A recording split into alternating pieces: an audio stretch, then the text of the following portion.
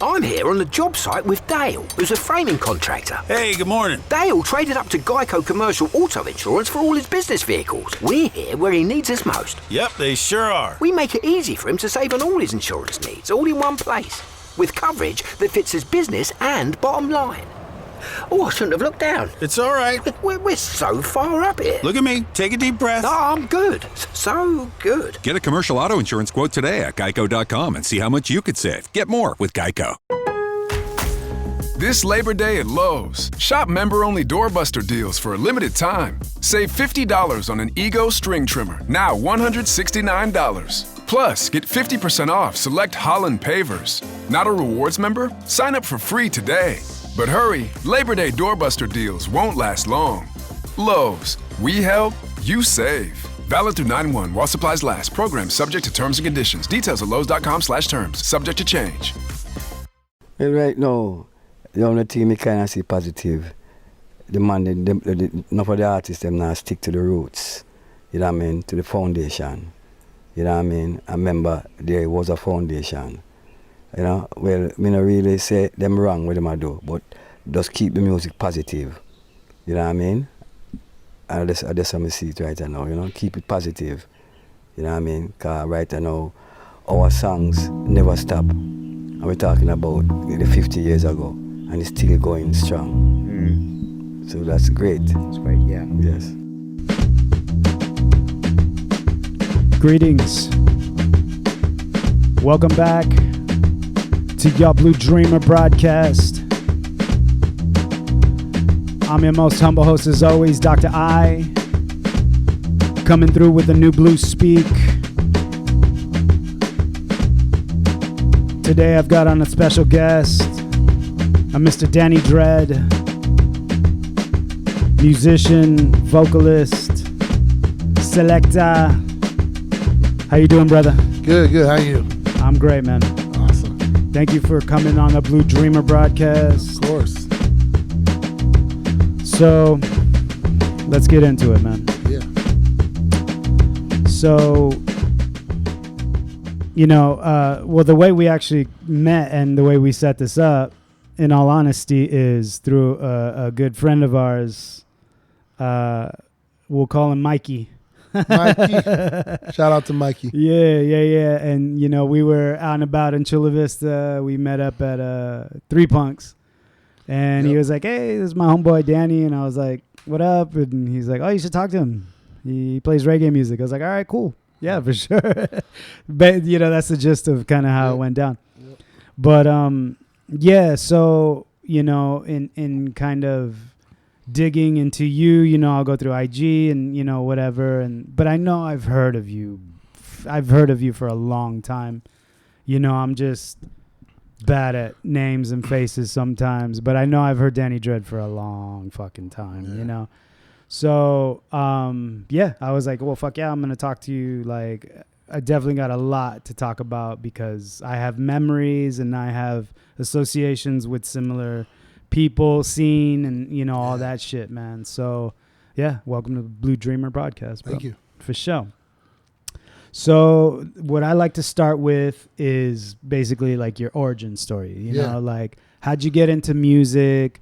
You know, when did you start, what age? And like, when did music become that thing that you were just like, you know what? I want to be involved in that and I want to fucking give it my all, dude. So. Well, I'm lucky enough. My father was a musician. So he had a band.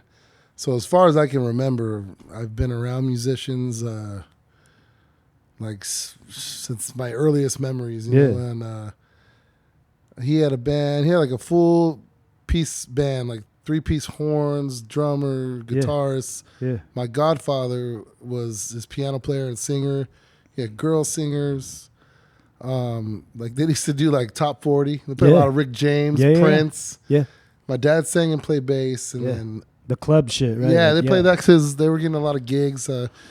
He started in the 60s and 70s in Tijuana, Mexico. He's from Guadalajara, and then he was boxing as a young kid and went to Mexico City for like a year. And from there, went to Tijuana. Because I think his dad had moved there. He was traveling with my great grandma, his grandma from his mom's side, and both his parents kind of split, so she kind of raised him. So he's getting into boxing, and then in Mexico City, he kind of came to TJ and started doing that. But then he's like saw some of the guys like how they got wrecked, and he's like, you know what? He's picked up a guitar and started playing. And one guy. One of his friends, he used to tell me, he's like, so you should just play bass, And then he actually had a friend of his who went to school with Santana. He got to jam with Santana in Tijuana. Yeah. Before he came to the United States, went to Frisco. So he always told me, like, I used to play bass with the pick, like a lot of rockers from the time. Yeah. And he told me, Santana's the one that told me you should just play with your fingers. And from then on, he started doing that. So he was like probably... He was born in 1948, so Santana's probably a couple years older than him. I think he was born like 46. So he was like the older musician in Tijuana. From there, he didn't stay very long. He knew he had great things to do, so he went to Frisco from there. Yeah. So went to fucking Woodstock and shit. Soon after. Exactly. And so from there, he played in a bunch of bands in Tijuana, and eventually, he met my mother and then came across eventually once they got married. And then started playing over here. He didn't start playing music in Spanish until he came here. Started singing in Spanish, and he comes more from, they were playing Zeppelin, Deep Purple, like all the stuff of the time, back in the clubs and before disco hit, and then live music kind of trickled down a little bit in Tijuana, but that was what it was. It was just bands all night long. And so fast forward in 1983, I was born, and he was playing in a choir at a church in Paradise Hills. And, he got a job there with the church, and then from there he's playing music on the side, and did some recording, but mainly the money at that time was doing kind of corporate gigs. So he played a lot of top 40, like play some clubs, and then set up his own gigs, do private parties, and then from there. I grew up around music, just seeing them in the garage. A couple of the guitar players, someone would have a kid my age, so we play. We're running around. Just how old were you? Like, when do you think when you first like actually got on an instrument? Was like from there, like, cause I grew up playing sports more, like played soccer. Okay. And my dad actually coached because he used to play soccer when he was a youth too. So he was really into that. So Mexican as fuck. Baseball. My brother was into baseball. He's like, me too. He did not understand that shit. Yeah. Nowadays, like, it's all over Mexico. But, I mean, but from his time, Zara is like, nah, man, what is this shit? You sitting on the bench? Like, No, he's like, he didn't get it. He didn't get it. But he tried to support my brother in that. But eventually, like, I was the one that kind of took to it more. And so I was always around. I used to sing since I was a little kid. I remember we go on road trips. It would just be me, my mom, and my dad sometimes, like, once my siblings got a little older. And I had this little cassette player, and I had, like, Doors tapes. They're all my mom's stuff. So I had Doors tapes and I had those oldies tapes. And then I would just sing along with those. Fuck yeah. And, like, the Doors were, like, my shit. I loved that movie when I was a kid. I used to watch it all the time. It was probably inappropriate for my age. My mom let me watch a lot of it. It's just some titties. That's fine. I not too much. I kind of want to revisit it because it's been so long. You haven't watched it in a while? In a long time. But I watched the shit out of it when I was a kid. Yeah. Val Kilmer was the man. Hell yeah. R.I.P. Yeah, I know. Rest in peace. Yeah. But so fast forward to my teenage years, like I was like probably 13 or so. I was still playing soccer, but I was like, Dad, I'm like, rewind. My parents tried to put me in piano lessons. But But it like, was what age do you think? I was probably like, because my godfather was a piano player. He showed me a few things, and I practiced on the organ we had at home. But I always put him in lessons, because he. Same. So, but I was in a classroom setting with a bunch of old people. Right. That is not the way to learn music. No, fuck no. And I was a little kid in a classroom. It was like a classroom setting, and I did not like it at all. I was like, this is bullshit. I'm like, so I kind of like stepped away from it. But I used to fuck around in the organ at home. It made beats. Had like a drum machine built into it, so I used to fuck around with that. And then, couple years later, probably fast forward like 13, and then I told my dad, I'm like, I think I want to play bass, and the next year I ended up just borrowing his, a lot, and he showed me. Like, he's like, my dad was like Mexican as fuck. He's just like, all right, what song you want to learn? I'll show you how to play it. Like, whatever. He's like, just do the scales. Like, he showed me the scales. Yeah. I do that. Yeah. Get the fingerings, the fingering down. Yeah. And from there, he's like, I remember the first 2 songs I learned. It was Pennywise, Biohymn. Oh, fuck yeah. And then Barrington Levy, Englishman. Oh, fuck yeah. So, like, that's what I was into at the time. I was like, all right. He like, I watched him. He's like, oh, okay, fuck, this is a little different. And he knew the punk song. He picked it up pretty quick. Sure. But it's simple, Barrington, he's like, simple. okay. Yeah. So it's kind of like cumbia a little bit maybe or something. Yeah. So he's like, he showed me. He's like, this is it. All right, these are the notes right here. Yeah. And then that was it. Oh, you told him what songs you wanted to learn. And I just thought, these are what I want to learn to play. Respect. And he just like sat there and listened to him. Just showed me. He played by ear. Yeah. So I learned watching him how to play by ear. Yeah. Before I even I knew the notes. He showed me a little bit, but right. like before any traditional music training, like so I just would practice those songs, and then he showed me how to do it, and I was like, okay, and then I just got a good ear, so I learned songs, punk songs, and Did you ever like Bad Brains? You ever got? I love Bad Brains. Okay, yeah. respect. I loved Bad Brains because to me, Barrington Levy and fucking Pennywise sounds like, well, you should fucking love Bad Brains. Oh yeah, so and That's I learned about them probably around the same time. Okay, so I was in a lot of metal music as a kid. I mean, my friends were, I had an older brother. He listened to a lot of like surf punk and just old punk and rock at the time, Nirvana. Yeah, so I was listening to Nirvana when I was like 9 years old, fourth grade. Like Nevermind came out. Yeah. Pearl Jam.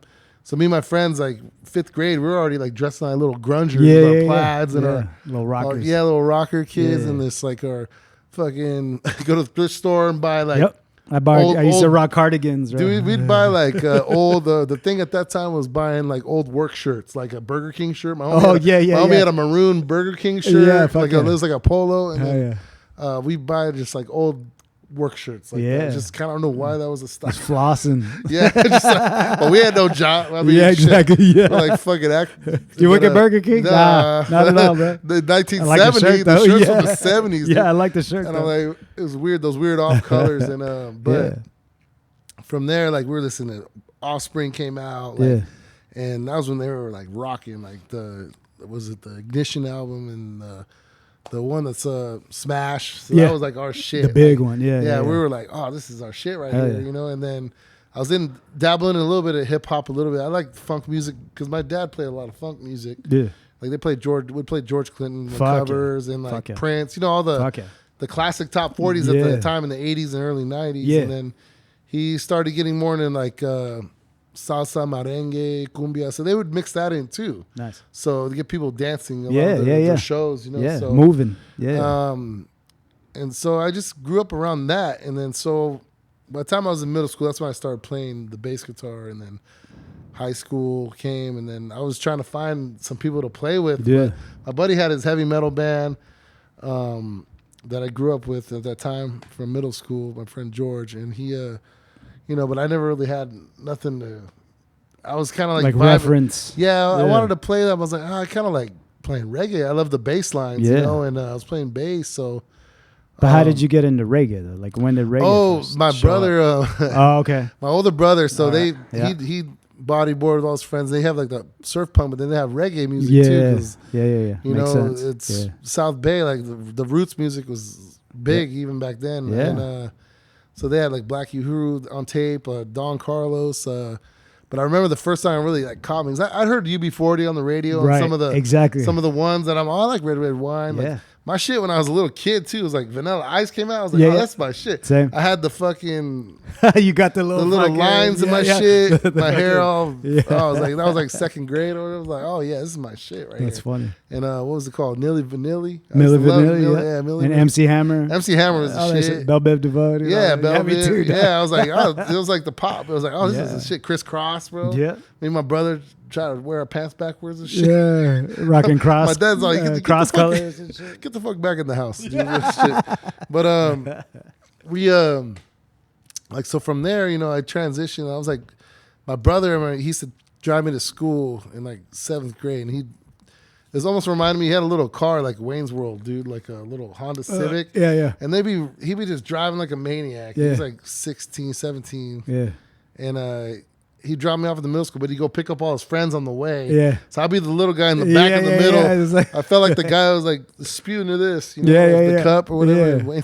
Yeah. But they'd be just rocking their music, and then he had tapes, and he played Eka Mouse one day. Fuck yeah. And I was like, dude, this guy's name's Eka Mouse. I was laughing hysterically. I was like, this shit's fucking hilarious. Yeah. But I was like, this shit's hard. Yeah. I was like, dude, like the bass lines, like, well, no wonder he sounds like a mouse or whatever the fuck. Yeah. I was just like tripped out on that.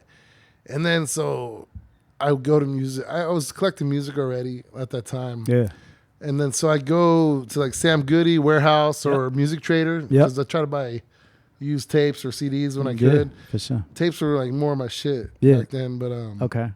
I had a Walkman. I used to like bring my music. I had little computer speakers in my backpack, like the old school ones, and I just bring my Walkman or when I got one eventually a Discman, but they'd always skip. And so the tape never skips. So I was like, I like fucking tape. And then I would make tapes, and then there'd be like radio reggae shows. There's Reggae Makosa, and then there's another one on the Flash, like Irie Thursdays. And I remember I used to just record the whole show on the tape off the radio. And try to cut out the commercials and shit, you know, like I'd stay on it, you know. And then just I had like those mixes back in the day. So stuff I didn't even, I'm like, they say who it was, but. Would you like dub them and pass them out? Oh, yeah. Oh, that was, definitely. That was, people still floating around with my tapes around South Bay for sure. Once I started collecting records later on. Definitely. Because what happened is I saw Eka Mouse, I'd look for his tape or CD. Yeah. And I see a name on the back like produced by Linval Thompson or Junjo Laws. Yeah.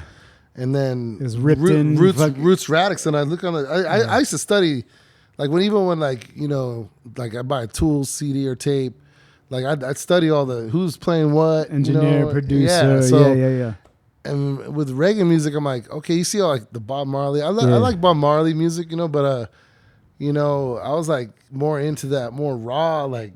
Rub-a-dub kind of shit. Yeah. Like the more rootsy shit, like Black Uhuru. I was like, this is my shit right here. Yeah. Like Bob was great. I love Bob Marley, and I got into him extensively. He's kind of like elementary school though. I mean, as far as like legend. Well, because even going like one of my first records, my brother mailed me. He was in Japan in the army. Yeah. He sent me a Talking Blues, which is live Bob. It was a great album. Okay. And Studio One Bob one where it's like early days Bob. That's what I like. And it's like him, Peter Tosh, and Bunny. They're all bald, short-haired guys. Yeah. And I got into that. I was like, this is sick. This kind of more. And I love like ska music already because me and my friends in middle school were like into that kind of punk ska movement that was kind of going on. Yeah. Big time. We had a few bands. There was a band from Chula Vista called, I think, at that time, I think they're called the Half-Wits. Yeah, dude, I know those fools. And they were sick. We used to be little kids. We used to play shows with going to their shows. I don't know any of those guys now, but I was like 7th grade. Like I was like, young kid. And I remember going to see them. I think we even saw them at Soma one time. We saw Hepcat at Soma. We made a compilation. Shows. I used to go to Hilltop, and they're from Hilltop. They were a couple of years younger than us. Yeah, but it was like my band, No Sympathy, the Half-Wits, and then there was some other guys we were all friends with, and then there was like a music class, and the teacher, Mr. Mauricio, was like teaching us production and stuff. And then one of the guys, his name is Clayton Hackett. He's a good friend of mine. Okay. He was the drummer in one of the bands, and he was like, hey, like what if we actually like produce an album, and the teacher was like, all right, like we can fund that. And like we went to Double Time Studios out in Santee, and we recorded a fucking compilation, and we called it Hilltop's Finest Noise. I think I remember that. Was that on tape? That was a CD. Okay. But it's got some homeless fool like with I a remember dollar. seeing that. Right? I remember seeing so that. So the Half-Wits are on it, but my band No Sympathy's on it, and like after that, everybody like blew up. It was just like, oh shit, you guys are the fight, Yeah, but it was cool. It was like first time big production. Local type heroes. Shit. Yeah. But that's cool. But I grew up, and when I was going to Hilltop, like. Some of the dudes from fucking B-side players were fucking there, So and then POD was like kind of a big shit when I was in, I mean, so it was like we go to Earth Day every year to see B-Side and all those Yeah. guys. You know, and Same. I got to know them over years Same. once I got my band going. Yeah. Some years later, and we Yeah.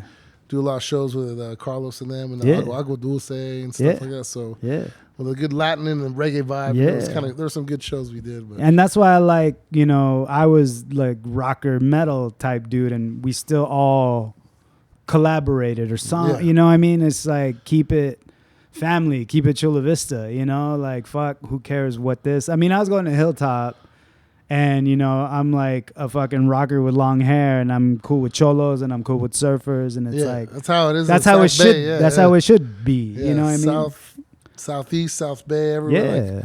Yeah. Like, yeah, and so going back to that, so Yeah. my brother was driving. I got in. I heard Eka Mouse. Yeah. And then I looked for the music, and then I see Linval Thompson. He's a singer too. Sure. So I bought his tape. Yeah. And then I found out about Barrington, Don Carlos. Yeah. And I see the Trickle. same It's backing like a band, the trickle. same Yeah. producers. Yeah. I'm all Sly and Robbie. I'm like, oh, okay, these guys Yeah. back Black Uhuru. I'm like, oh. Yeah. So I just, through investigation, because there was no internet or shit. Right. I had tapes like I get from older homies. Yeah. But one of my good friends, his older brother had tapes. Like, Yeah. we just dubbed their tapes. Yeah. We had one that was called the Red Tape because Oh, shit. somebody just colored it red, and it was like a badass murder Fuck tape. yeah, yeah. And some of the shit on that tape, I still haven't The found. Grail. Yeah. Yeah, it's like a little holy grail. And then Yeah. other tapes is like, it was just funny names. We had one tape was like Everybody Roots Radix. Fuck So yeah. Roots Radix is a classic Yeah. backing reggae band Yep. throughout history of Yeah. reggae music. And Yeah. and so if they're on it, I knew when I seen them on a CD or tape You know it's gonna be or bang. record, I'm like, oh, it's yeah. gonna be, that's like my shit right there. I'm like, Exactly. so no, I feel that. so that's how I find stuff, and I'd go to Music Trader and say, I want this CD, and I had to order them from the UK, like a green Yeah. sleeve record CD, a double Barrington album. Yeah. And they call me. I wait like 2-3 months. And it came in. I'm like, I don't think that shit's coming in. I'm like, dude, I try to order so much shit from Sam Goody. I'm like, oh, it's out of print. I'm yeah. like, are you serious? And then I found out, like, oh, you can find it on record. Yeah. So I started collecting. But what records. about like Trade Routes? You used to go to Trade. Oh I used yeah, to go to Trade Routes. eventually I Yeah. started going to Trade Routes. That's when I started buying records. I was probably like in ninth grade, like 14 years old. Yeah. I'd go there, and then we go. Me and my homie's my homie's mom would drop us off in La Jolla. We go bodyboard all day. Take the bus through PB. Get to the trolley. It was on Garnett back in the day, right? I think wasn't no, it? But it was in one that in area. OB, and then the one when at that time they had one in North South, like was it Golden Hills? Well, that came like later. That was the like original one, last- and then the one on Rosecrans, the one we Rosecrans. because we used to That's what I'm get to talking the about. trolley, and we're stopping at Trader Joe's, Right, buy right, some right. incense. Yeah. You know, I had enough money to buy like maybe 1 or 2 records, Fuck yeah. or tape. You know, and then Yeah. buy some of their mix tapes, and Yeah. I remember I bought a Poor Man style Barrington Levy there, Yeah. and one of my first like Barrington records, and Yeah. then I just go there every time. And then when I got a little older, there was a shop in Nashville City on 8th called Born Star Records, and Yep. that was like my Yep. spot. Did Yeah. you ever go there? That was the Yep. spot, Yep. and they're the ones that put me up on actually buying 7-inch singles. Cause, I was like, oh, that's like $6. I'm like, that's like half an album. Yeah, but it's like, But I'm like, is it it's only the on jam. this? It's and the then jam, bro. Yeah. and then I remember my homie Bigga's wife, Charmaine, she'd be like, it's only on that. I'm like, what albums does this come off? She's like, it's on that. Yeah, I'm that's like, it. all right, I'm buying it. I'm Yeah. like, so Yeah. I got into buying singles, The 45s, and it just kind of like snowballed and built up from there. And I was like, Crazy. just finding stuff, and then I'd meet people at the shops, and Yeah. like-minded individuals, and then, you know, from there, I just like started hanging out with other guys from other areas, and like, oh, Yeah. check out this is what I got. Oh, Yeah. you got some sick shit too. So Yeah. we got into it that way, and that was a way like I also was learning music, you know, playing it just by myself. And once I got right when I graduated high school in 2001, Yeah. me and my buddy Timmy and my good friend Mikey, I kind of grew up with. He played drums. He was more like a rocker. Okay. So, but we're like, dude, you're gonna teach your ass how to play some Right, roots, right, you know. right, So right, you gotta right. listen On to the this one. shit. You gotta Yeah, I learn the know. one, I'm like, bro. so it was challenging. Yeah, for You sure. know, sometimes you just want to break down some roll, but we were just learning, and then in that summer, like we were playing house parties and that for like a year. Yeah. And I started meeting like, you know, the older bands and stuff like that. Yeah. We had a couple guys playing with us from another band, and then So what bands at that time? that Any band we started names? was called Roots Covenant. Okay, My friend okay. Travis actually. At that time, he played in a band called Stranger. I know. Yeah. Yeah, so their first party Those are they the ever bands played, that I saw. So I know I saw you play. for Dave sure. is a good friend of mine too, still to this day. And then Adrian played yeah, drums, right? yeah. No, well, this is Or way is that later. later? Oh, okay. He was okay, playing piano. Okay. At one point, so Okay. my friend Mikey left to Portugal, Okay. and then it was me and my friend Goyni who played percussions. Okay. My other friend George played congas. It's just our friends. We For just sure. jam in the backyard. Yeah, yeah. And we just want to play roots. We even play the music and we just play along to it. Yeah. And then we started just developing our own dubs. That's fucking sick, dude. And then my friend Mikey went to Portugal for Okay. a while. His parents were from there.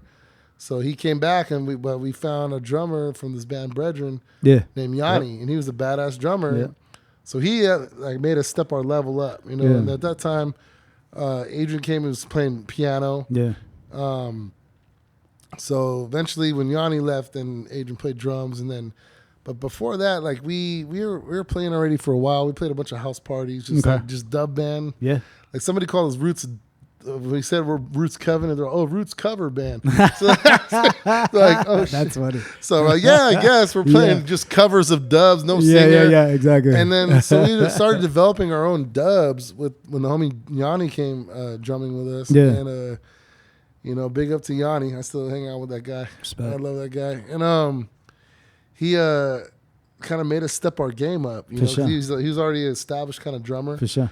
and we were kind of missing that. Because my friend Mikey was, He's he all was right, good, yeah, but yeah. then he ended up playing piano, and For sure. he was solid.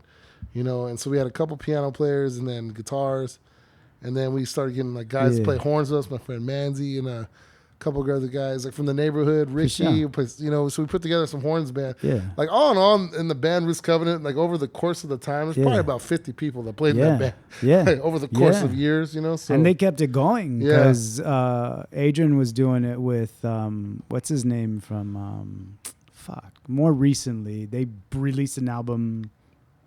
probably with Chris Morris and There's a band, Omar. the Devastators. Oh, the yeah, singer, Ivan, yeah, so- Ivan, yeah. I just that was like the last iteration that I saw, but I was just Yeah. like, they're still, whatever. Yeah. Like, I just want to say this to you, and I just want to say this out loud: is like, I know of these people, and I went to shows. I'm sure I saw you play. I went to go see Stranger, and like, Yeah. I'm bad with names. I know I'm good with faces, and I never was one to really like, oh, what's up, and try and kick it. I'm always kind of the quiet kid in the corner. Yeah. But I was absorbing all this Yeah. shit. So I saw a lot of shit, and I was there at a lot of shows. That doesn't mean I don't know that guy's name or that fool, but I know that fool, and then sometimes I'll see them and they're like, oh, what's up? I'm like, yeah, I remember you. Okay, yeah, cool, because I was, it's just whatever. That's just Yeah. my personality. You know what I Yeah. mean? But I used to go. So Travis Diffenbaugh or no? Everybody knows Travis. But anyway, he's I think a year younger than me. But he showed me roots, like Johnny Osborne, Don Carlos, and then I started getting DJ Handgun fucking Yeah. mixes. Oh, yeah, Handgun. Going to Trade Roots, and I would get Handgun because it would be like 30 fucking songs. I was like, hell dude, yeah. full spectrum. So Yeah. I get a touch of everything, and then I just started like, getting was the and then man. finding my own way. You know what I Yeah. mean? And then I got into Lovers Rock. Yeah. And then I got into fucking, all that shit. And that's my favorite shit now is, Sugar but not. Alton Ellis and fucking all that shit, and Glenn Campbell and, so once I started to kind of learn for myself, then I was like, okay, now I'm starting to find, it was no more Bob Marley, but Bob Marley was the first He's one. the to kinda- foundation. He was a king Of for course. reggae, so Yeah. and like me listening to oldies, kind of growing up with like Exactly. my mom, she'd have all these old Time magazine tapes or CDs and like the hits from 1960, to 1959 till Yeah. when like the early ages of rock and roll, rockabilly when it started, transition to blues, and I have all these old like just mad compilations of and then I hear reggae songs, and then And the covering all I that. started Yeah. reading. Like I find books Yeah. on stuff. I go to the library or I buy a book at Trade Roots or Born Star. Yeah. It's like history, like and I Yeah. just Sure, you got some dig in. fucking sick ass magazines. right Yeah, there. those magazines, Dude, those reggae quarterlies are badass. Bro. Yeah, so I just would dig in. Yeah. You know, and just read the back of albums. I would read the inner sleeve notes of the records, and then you'd find out stuff like, oh, homeboy played with so and so, and he's a solo singer now. I'm like, oh shit. And you just learn, you know, and I just absorbed. This is all before internet. Exactly. Internet barely came up, but there wasn't shit on the internet. Way before. Back then, you know, it wasn't all this information like it is now. Yeah. YouTube was non-existent. So I was literally, I'd buy albums and there wouldn't be one song on there I liked, or I wasn't ready at that time. Right. Like, you know, there's digital stuff. I'm like, oh, this is pretty sick, but I'm not ready for it. I just put it in the back of my crate. What do you mean digital? Like digi reggae, like was more like dance hall, more not. But you know what I mean. Like it's so the rubber dub music, like you know, Ike Mouse was coming out that rubber. That's early. Right. That's dance hall. But that's a band though. Like well, when I think of dance hall, I think of like the electronic. Yeah. Well, you know, and even background. A lot of dance hall in the '90s, they had full bands. Like Capleton, they had full bands. Right. But the digital era came in '85 with the Casio. Right. Where they did the slang saying. Wayne Smith. Right. Came out with Under Me slang saying. So that digital kind of era, it was easier for them in the studios. They couldn't afford to bring a whole band to Channel 1 studio and put out rhythms like that. But and then it goes straight to the club. Yeah, King Jammy they cut that in his house. Right, exactly. And that day, and then cut it on a record or an acetate, and then go play it at the dance that night and see the reaction. You know, so there's a whole history, and I just would dig into that and absorb it. And then, so fast forward when we had the band kind of going, I met one of my best friends till this day. His name was Rankin Rios. We had heard him on a CD with Tito Manat, there's another singer, local singer. For sure. Doing some works with him right now too, and Rankin Rios. But he's a Mexican cat, sponger, bodyboarder, old school from Kearney Mesa. Yeah. Collected roots since he was older. He's probably 15 years older. So I was 18 when I met him. Yeah. And he was probably like 33. Yeah. You know, but he had already been collecting. He was already dug in. Yeah, but then I had some records and I showed him. He's like, oh, dude, you got shit I never heard before. It's like each one kind of teach one, you know? For sure. And we hung out one night at his cousin's house, who was a DJ Culture. And I know DJ. Yeah, DJ Culture, Ale Jordan. Yeah. So we hung out at his house, and Yanni took me over there. But we heard him on a CD, and people were like, oh, this guy's from Jamaica or whatever. Yeah. Or whatever. I'm like, nah, he said something about SD right there on the song. We heard the song that they did on a CD, and we got from Born Stars, like one of those handgun mixes, but it was a DJ Rio mix. Yeah. So we buy those. Yeah. And it's funny, homies are like, no, this and that. And then my homie Yanni came and said, oh, that's Rankin Reels. I'm all, Rankin Reels? Yeah. But he was like, yeah. And then when I met him, I'm like, oh, Rankin Rios. Like, Rios, not Reels. He said, hey, it's Rankin Reels. That's funny. I was like, oh, shit. But it's just funny, because he was a brother from Del Sol, you know, and he, he's a badass drummer. And then I was like, oh, my Rankin Rios, dude. I'm like, okay. Yeah. Like, it all clicked, and I met him. We were cool. We hit it off. And he was like, dude, I got to bring him through. He's a singer, you know? Yeah. So he came through to the garage, and we just played some of our original dubs, and he just like went off. Fuck yeah. On 2 songs, like off the top of his head. Yeah. And then we're like, oh shit, we found a singer, dude. Yeah. Like finally we got a singer, like, you know, because I sang, but I was playing bass, and reggae and bass, it's for me it's difficult. Yeah, for sure. I'm not singing on the one. Exactly. You know, that's why my boys like Ivan and other guys that could do it, God bless their heart, man. Yeah. It's a lot. It takes a lot of work. I could probably do it, but I when I sing, yeah, you want to be all into I'm all into it. Yeah, me too. You know, and I wish I would have got into it more and just really worked at it, but I just kind of crafted my style more sound system style. Right. So I worked with him. I met my friend Monty Dread, who was an MC, you know, did like DJ style, you know, like the toasting and stuff. And we'd go to his pad, and I would sing them songs on the side. They're like, dude, you're a badass singer. Yeah. I'm like, nah, dude. So they're the ones, my 2 older homies, they're the ones that kind of, I always sang since I was a little kid, but just to myself, you know? Yeah.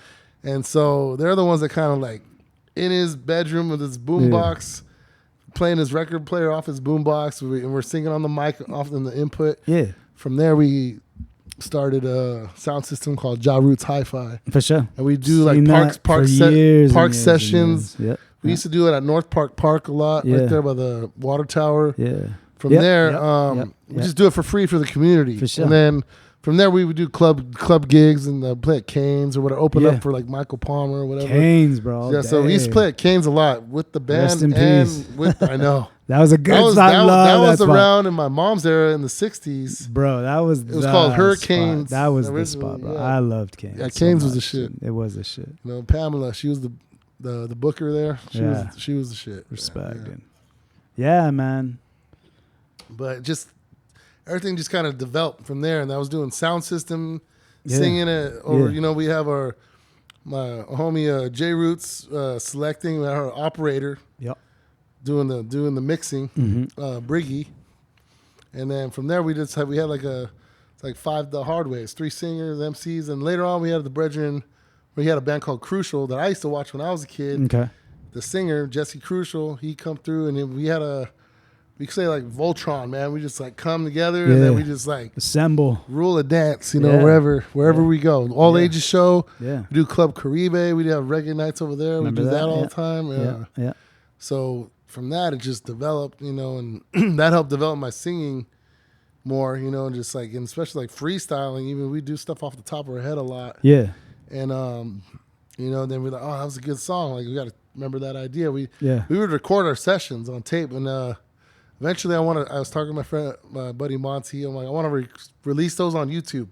Just put like a picture from the session if we got it, or the flyer, and just put it out on YouTube. Just like it's local history, and that's when that shit started getting more popular, because there was a dude that I used to follow on YouTube called Mikey Dread. Yeah. And he would just play cuts off albums or 45s and dude, that was my favorite shit. It was at least 15, I don't know, it was a long time, but when YouTube first started, but he was one that just had mad. That's where I learned fucking some deep Glenn Campbell shit, and like I was like, oh fuck, like I looked for him again recently, and somebody had to like repost his videos because his shit got shut down. I don't think he does it anymore, but I think he was Jamaican. I don't know, but he was just playing some fucking sick ass shit. A lot of lovers rock, a lot of dance hall, fucking whatever, everything. Yeah, so but we have a lot of these shows, and they're just the sessions, and then some of the singers even on there we have come through. They've come and gone or transitioned in the next life, and so I want to keep that history alive, on the internet at least. No, that's cool. And so let me ask you this. Let me ask you. I got a question. So when you're DJing, right, and you're the selector, how crucial are the picks? You know what I mean? And like, it's just, I DJ'd for years, and I lugged vinyl. I wasn't like diehard. I mean, I did it because I started collecting records, and then like, I want to go play your stuff. I was playing Michael Jackson, Prince, but then mixing in like Portishead and kind of like, and then I started getting into trip hop and like mixing hip hop with trip hop, and I always wanted to be different, because even in high school and shit, I was the rocker metal kid. And everybody's like, oh, you listen to this? And I'm like, I don't know any of that shit, but I know this. And then I started getting into heavy shit, but then I started getting into reggae, and I started getting into jazz and fucking trip hop. And I was just kind of like, can't all this shit just mix together? And it can if you know how to do it. Yeah. You know what I mean? And so once I started learning to DJ, actually spinning vinyl and, matching BPMs and all that shit. And I love scratch, I grew up with hip hop, so I love fucking Q-Bird and Shadow and all the DJs and, DJ Newmark and all those fools. They taught me shit, and it was like, I was trying to incorporate everything, especially when DJ Shadow came out. I was like, fuck, you can like, and then he started playing kind of like electronic instruments, and I was like, all right, this is crazy, and pushing buttons, So I was trying to incorporate all that shit, and I still love that shit. But like, I want to know from your perspective and fucking DJing, root or reggae music, like how crucial are the selections, especially to me? And I'm just coming from, I feel like You know, I'm coming from that old school hip hop where they would cover the label and they don't want biting, and you know what I mean? Like I've dealt with a lot of that. There's a lot of gatekeeping in reggae music. But that's what I'm saying. Like I could especially tell. back in the day. I could feel it and I could tell. But then even now when I see, you know, I met Selectify within the last like 4 years. I've actually been trying to hit him up and interview him because he was one. I just happened to go to fucking Thailand's Park one day and they were doing a sesh. And then I heard him fucking toasting, and I was like, "Oh, dude, you got a sick ass." I was just there. I just showed up, and I was like, "Dude, you got a sick voice. I like your selection." You know, so it just kind of gets my mind going. I'm like, okay, what is the importance of the selection?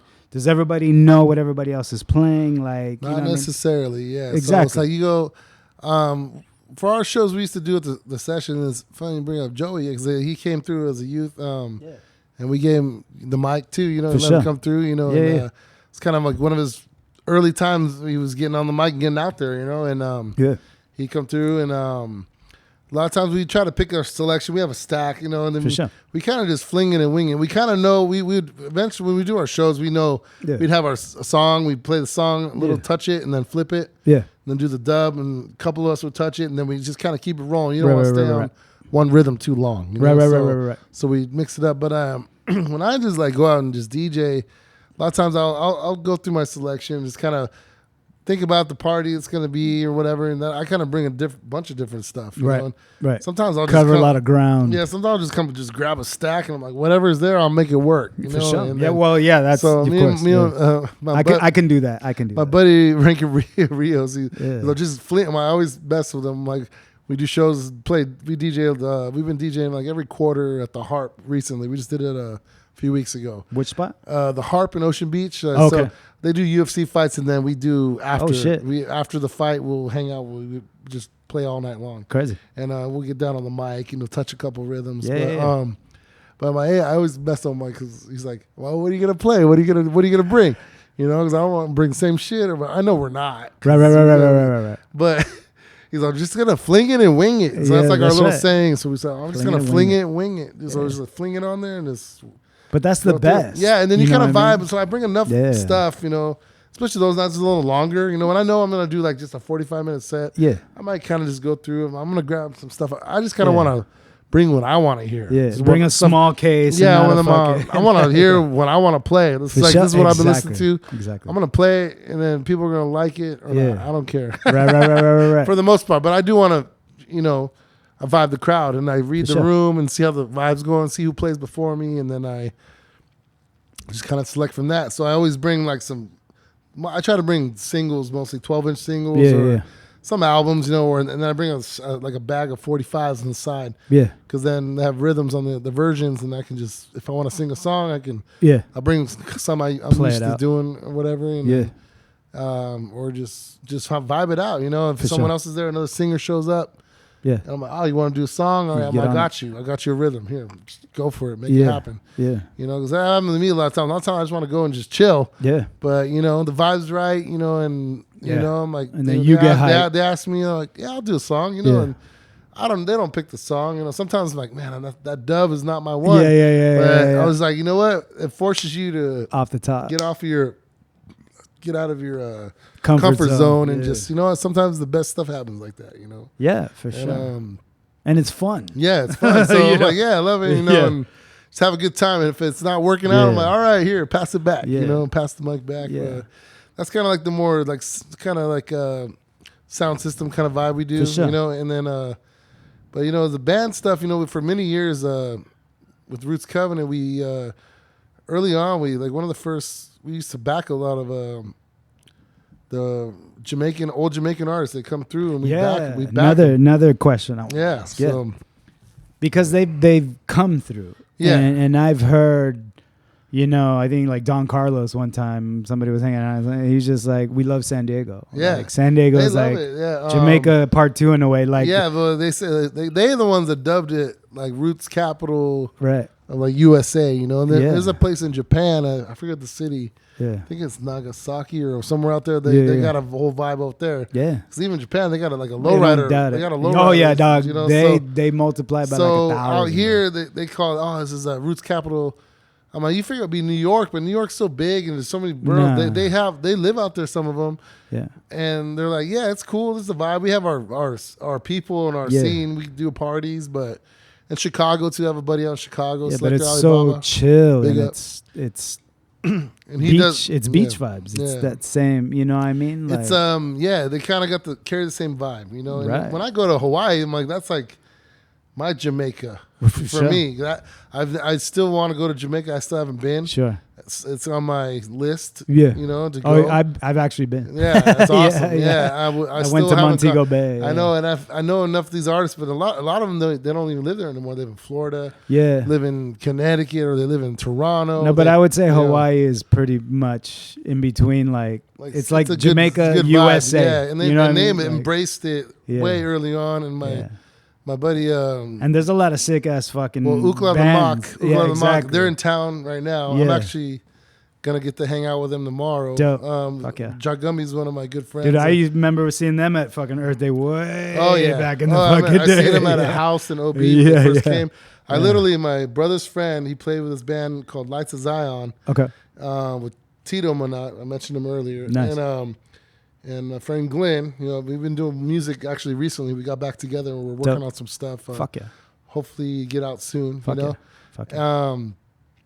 But they're opening up for them. They played at a house. This guy Jim Bell, he's a politician. Rest in peace. I think he passed away, but he's always trying to run for mayor of OB. He has some crazy house in Ocean crazy. Beach. Oh, yeah. But in his living room, he had built a stage or something. Dope. He had some crazy art installations in his backyard. It was weird. Hell yeah. But I remember, the first time I ever met this guy. Before that, was in a van. So this is a whole nother side story, but It's all good. B-side players. Carlos, he had a Yeah. ranch somewhere by Still Canyon High School up there. Okay. Out that way somewhere. But I remember we parked at the school, and then he had his tour bus running people back and forth to the pad because it was on a narrow road. Oh, shit. But this old, tall, skinny, white hair, Yeah. white guy. Yeah. And they got in the back of the van, and me and my homies were like, "Who the fuck is this guy?" He looked kind of trippy, like he's pretty. Like, was this guy fucking cool? Like, Yeah, you know? yeah. And I guess I found out later he's Jim Bell. He was True, he always like tried to run for mayor. He's very, I don't know. He's Sure. out there. He's a cool guy. Probably funding. He was always got Winston's, and he was always Backing up, dancing yeah. in his vibe. You know, I Respect, think he was respect. a OG Deadhead or something. you know? Probably. Yeah, Probably. and, Especially out in OB. Oh Fuck yeah, for so sure, but his pad was sick, and then for whatever reason he hosted Ukla the Mock there twice, and that's where I Nice. met them. Yeah. And Jagumbi was a record collector, so my friend Adam Baum actually introduced me to him, and then we started talking, just started keeping in contact, and then I started sending him. I'd make tapes or CDs, send him music, and then he'd send me stuff, and then eventually I got to go out there. 2016. I've known him already probably for over 10 years at that point. Yeah. We had talked about it, and I went out there for like a week and got to record with him out there. And so one of the songs I think I sent to you that I recorded with him. But he's a great producer. He has his own, apart from his band Ukla the Mock, he has his other project where he calls Father Psalm Studio. Okay. And he has just singers from all Hawaii. Fuck yeah. Recently from Mexico. Another guy, I think, from somewhere in Central America. Oh, yeah.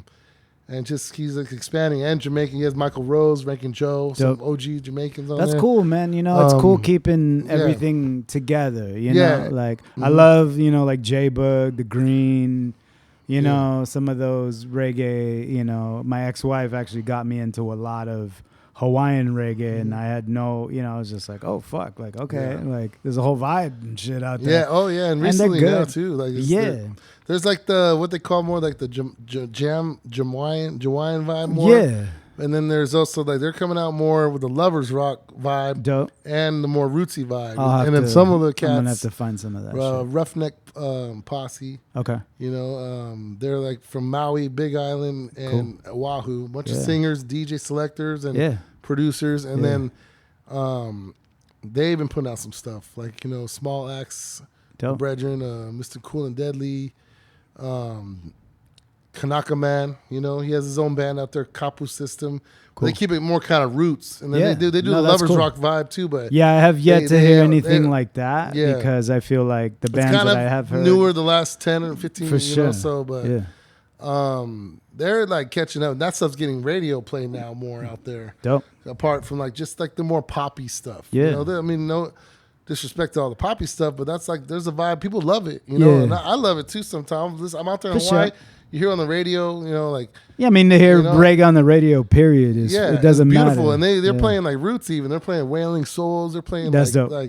like just Johnny Osborne. They'll Fuck mix yeah. it in. You That's know, dope. and then they'll play it. So they know. They you know what I mean? push their local music, which is great, and then it's gotten a lot of exposure out here because there's a lot of people from out there that grew up out there and they moved to the mainland. And like to me, so when I go to Hawaii, it's like my little Jamaica kind of. Yeah, you know no what I mean? doubt. Like the whole vibe. No respect. Vibe's nice and love the people. Yeah. So a few Where of the have you songs that actually I sent to you are produced out of Hawaii. Oh, dope. Yeah, one of them, the one I did a music video for recently. Yeah. The music's actually from Spain. Yeah. Oh shit. Yeah, but the producer's from Hawaii. Okay. Who just organized the whole thing? You know, big up to Ross Jawais. Yeah. Jawais. Mm-hmm. So, I also wanted to ask about. I kind of.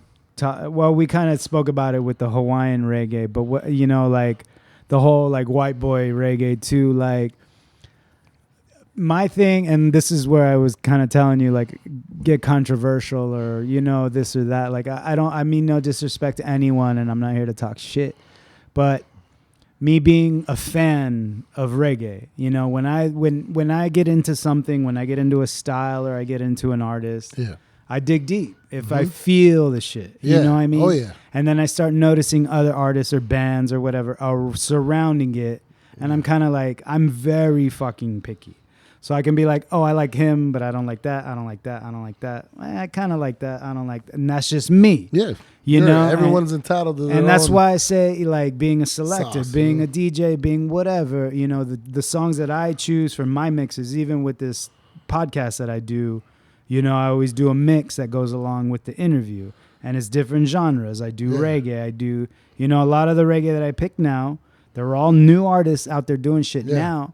But I tend to lean more towards the ska and the fucking lovers rock style. Because that's what you're into. That's what I like. Yeah. That's the shit that reminds me of more old school shit. Yeah. And that what makes me bounce, Like I started in reggae at roots and I love roots, but once I started getting into lovers rock and like ska, like the 60s ska and shit, I was just like, oh, like I feel that more. And it's just got that bounce. It makes me want to dance, like. And it goes back to like the oldies. Exactly. They were listening to American oldies. Exactly. And that's where they developed That's where they their covered. own style. They came up with that rhythm. Exactly. From and that's why. From rhythm and blues in America. So it's the shit I was already listening to, grew up listening to. And it's just a and then it was different just, way of listening. They just turned it, and then I was just like, oh, I like that. Made it their own style. Right. And now there's young cats all over the world, and I do a lot of digging, online and shit. Oh, yeah. And like I find good shit, and I'm trying to put that out. Like, listen to this,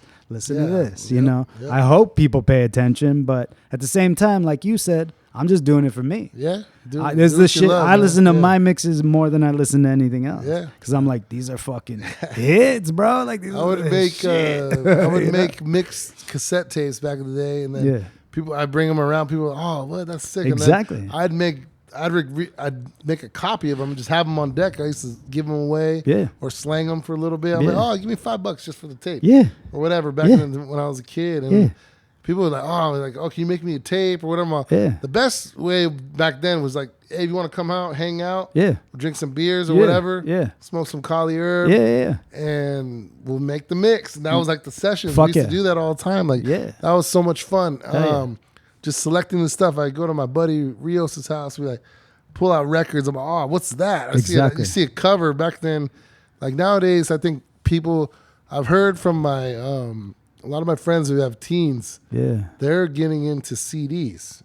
Okay. Like now, the young kids. Like, well, I mean, cassettes are getting pretty popular. Yeah, that as well. But CDs, I was like, oh no shit, CDs were because then so they want to see it, because. Not quite a vinyl. No, but then they're getting into vinyl too. Vinyls never really kind of went away. No. But now, like they're like, I want to hold it in my hand and see that, you know, because you can stream all day. People like the spot, and it's easy. And I don't knock it. For sure. I use it, you know, Apple Music or Spotify or whatever, YouTube. Yeah.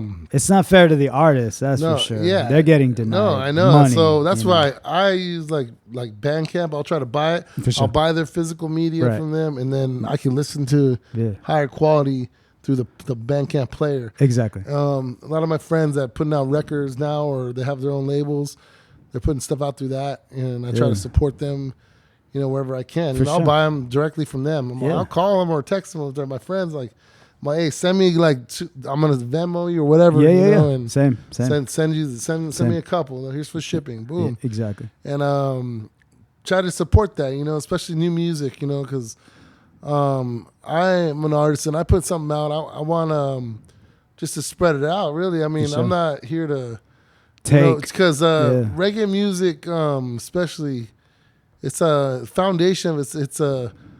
It comes from a sufferer's music. It's a rebel music, a revolutionary music, and people need to recognize that and remember that. For sure, you know, and especially in making there's you know, lovers rock and you know, ska roots, you know, but that has that foundation in like where they come from. You kind of give respect to that. Yeah, even the gangster shit. You know, exactly. Even the Yeah. ragamuffin stuff, like, you know. Exactly.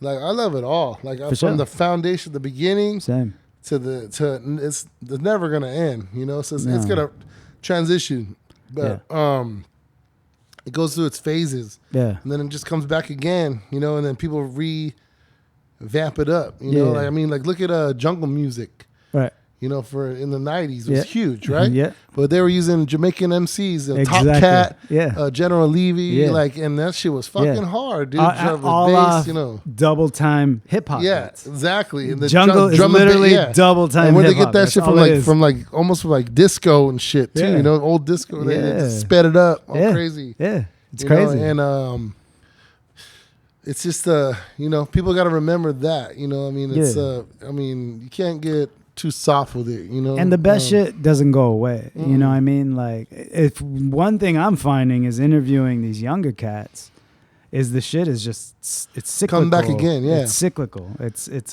always the 90s shit is coming back. Yeah. The grunge, the fucking new metal stuff we were listening to when we were coming kids, back. You know? You know what I mean? Like, and it goes back, like, when I bought a record, I'm like, that came out in the late 80s, you know. 80s, I'm like, I like it, but I'm like, I'm not ready for it. I put it in the back of my crate when I was younger. Yeah. Because I'm like, I kind of knew, I was like, it's going to come back. I'm not ready for that right now, but I will be. And when I'm ready for that, that's just going to fucking bang on my record player right there. You know? So. And I don't ever disrespect anyone trying to represent a style. It's just some do it better than others. And, you know, that's why I bring that up, like the white boy reggae or whatever, all that, you know. But, you know, I love 311. I've loved 311 forever. And they, you know, incorporated into their shit. And reggae, you know, kind of the hip-hop and dancehall vibe even, too, you know? Yeah, you know, and rock and, you know, so, but there's just some bands that I hear and I'm like, you know, like, but I mean, it's all good. To each their own. You know, I'm not here to criticize a little bit, maybe, but, you know, I'm not trying to be an asshole, but no, you know, I'm very particular. Everyone has their taste, you know, and but I'm not a purist. I'm not like, oh, well, it's this or nothing. You know like, I mean? I've actually I had a band that was a part of. It was started as a collaboration project, and after Roots Covenant, it was like probably since 2013, and we kind of did a bunch of shows. We were called Skanks Roots Project. So DJ Skanks is a buddy of mine. He was a DJ from. He's from the Bay Area, you know, or Central Valley, you know, in California. And he was a good friend of mine. I actually just talked to him today right before you came over. Cool. I haven't talked to him in a while. And he organized this group, you know, with my friend Eddie Blunt from, he had a band called High Tide. They played around San Diego a lot. Great songwriter, great artist. Yeah. And with Ian Young, who was a friend of mine, he played with me for many years. World famous. Yeah, he played with Roots Covenant with me for a long time. He did a lot of music. So we went to his house before he had his whole studio set up. Yeah. And then I produced a couple songs right there with just a couple whoever artists he had there. Yeah. And with my buddy DJ Skanks, and he's the one putting it all together. He he put all the money together to put an album out, and it did pretty well. It was a combination, it was a mix of hip hop because he kind of like did some rapping poetry kind of thing, Okay. you know. So Yeah. I'd sing, and then he'd come in, and then my friend Eddie would sing, Yeah. and then the other buddy Murray would play bass too. We all switched off. I recorded, But like that some kinda- beats. but and this was shit just too, a not recorded whole- yeah, yeah. recording project. Yeah, yeah. And it kind of Yeah. did really well. Yeah. You know, we had some other singers from other kind of up and coming California Yeah. bands, Fuck yeah. and it went really well. Like a showcase kind of. yeah, it was just like it was a project. That's Yeah, why it was yeah. like. Yeah. And then from there, we're like, oh shit, we should do some shows. Fuck yeah. And we started playing shows, and we did a second album, Fuck yeah. and then we did a third album, and That's then dope. another like couple singles, and Yeah. it took us all the way to like Texas. We went to South by Southwest. We went to Fuck yeah. Corpus Christi. Fuck yeah. We didn't make it to Houston or Dallas, but we did that whole southern run, Austin Yeah. and San Antonio, and then came back, you know, Yeah. and then we'd go NorCal a lot, like, or like, well, not NorCal, but like Bay Area a lot. Yeah, yeah, yeah. Like Salinas, Yeah, yeah, Santa yeah. Cruz, we Yeah. play out there, and Yeah. it was fun, man, and we did some good songs. I have a few that are just me singing on them, some of Dope. them, but a lot of them, like, we all collaborate I on. want to hear some of that. Yeah, we shit. had Rapping Forte on a couple songs. Fuck yeah. Dope. Easy E3's son. Oh, shit. And Crazy. we had who else did we have? One of the guys from the Hieroglyphics. What's his name? It starts with a C. I can't remember. Hyro. You know Hyro? Yeah, yeah, yeah. Um, Fucking homo, sorry. Della, funky homo sapien. And all no, those yeah, ones. but it was, is it not common? Is No, I can't what's his remember. name? But we have a few of those guys. We have For sure. some big hip hop. Yeah, artists, some Bay dude. Area. Yeah, fucking and shit. and it's just a big that thing was like a hip hop reggae, but I think me kind of being there and Ian doing the first album, Yeah. and then we just get rhythms. We make the rhythms. Yeah. We have other producers bring Yeah, them and then in, Just flow on and top. we kind of they sound a lot of them were kind of rootsy, you know. Yeah. But then they kind of had their hip hop vibe Yeah. too. No, that sounds dope. So it was a cool project I was a part of for a long time, and still, I don't know. We might do a comeback show. I don't know. That's fun. You It know, sounds like fun, bro. It Sounds was like fun. fucking We had a great time, dude. Yeah. We met bands from. So that's where I met a lot of these.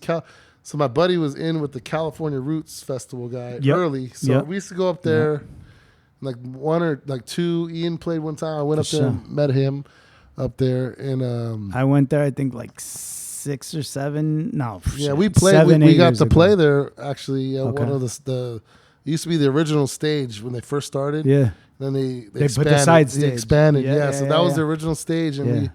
we played there, and like I forget what it was, like 2017 or 16 maybe. I think I one was, of those ones. But I had been going there because my buddy was in with the guy. So Yeah.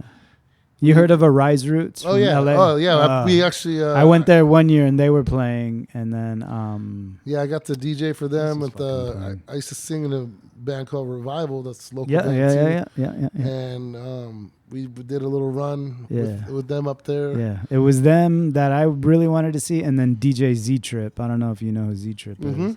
Yeah, from Arizona, but he lives in Carlsbad now. But he, Oh, okay. it was one year that they played, and Z Trip was. I was like, I gotta go. I want to fucking definitely see Rise Roots. I love them. Yeah. And then Rise fucking Roots is Z great. Trip. Yeah, Rise Roots is awesome. They're dope, bro. Yeah. They're dope as fuck. Yeah. Cool, man. So let's get down to the music.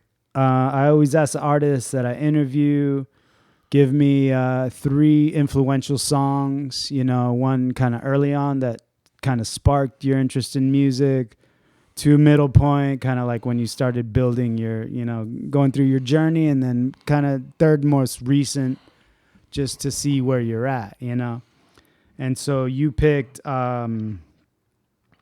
Searchers. Yeah, you picked. Well, as far as your influential music, you picked the Searchers first. Why that song?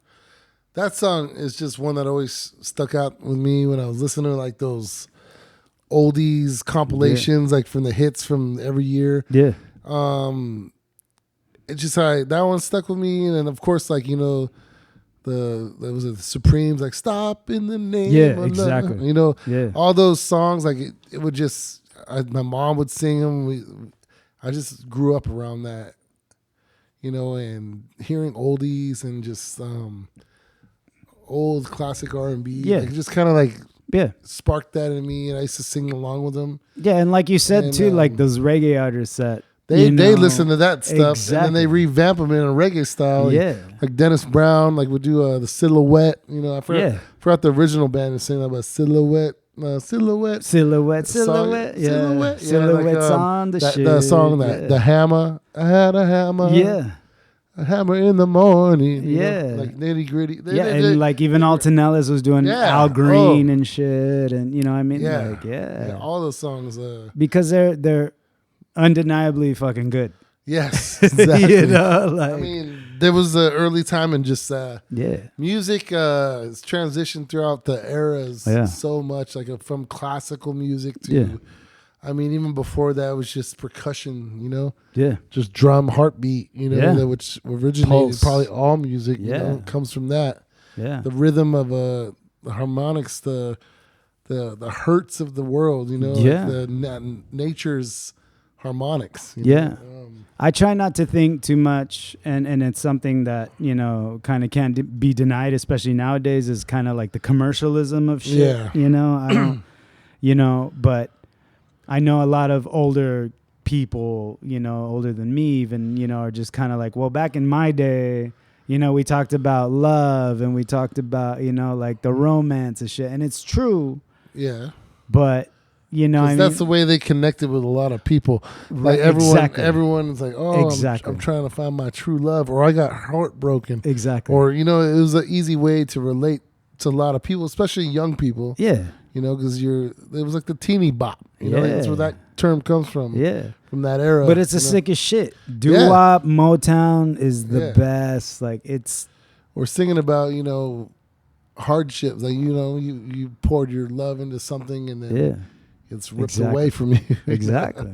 Yeah. So it's that I loved a lot of that oldies music growing up. I used to sing along with it. For sure. Then I transitioned to more early rock because my parents had records. I used to listen to records.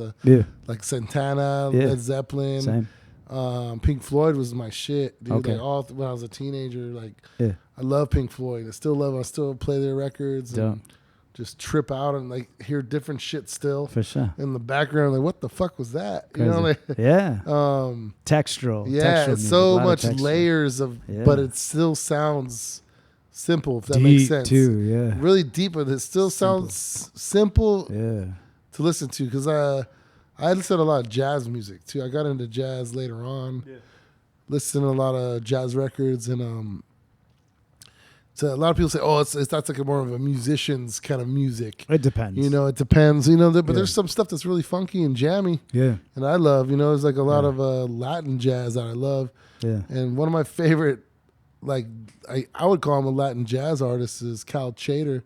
He's a white guy from Ohio. There you go. You know, and he moved to Frisco, and he probably just got him. You know, guys that were playing percussional instruments, Afro-Cuban instruments, and he played the vibraphone, you know, and bad as fuck. Bad as fuck. Yeah, I think our local band Agua Dulce named their album after one of his albums called Agua Dulce. Fuck yeah. You know, and it was they throw some vocals on it too, and they'd have guys singing in Spanish, and he's one of my favorite jazz artists. You know, there's Thaddeus, and then there's you know, so many. You know, but.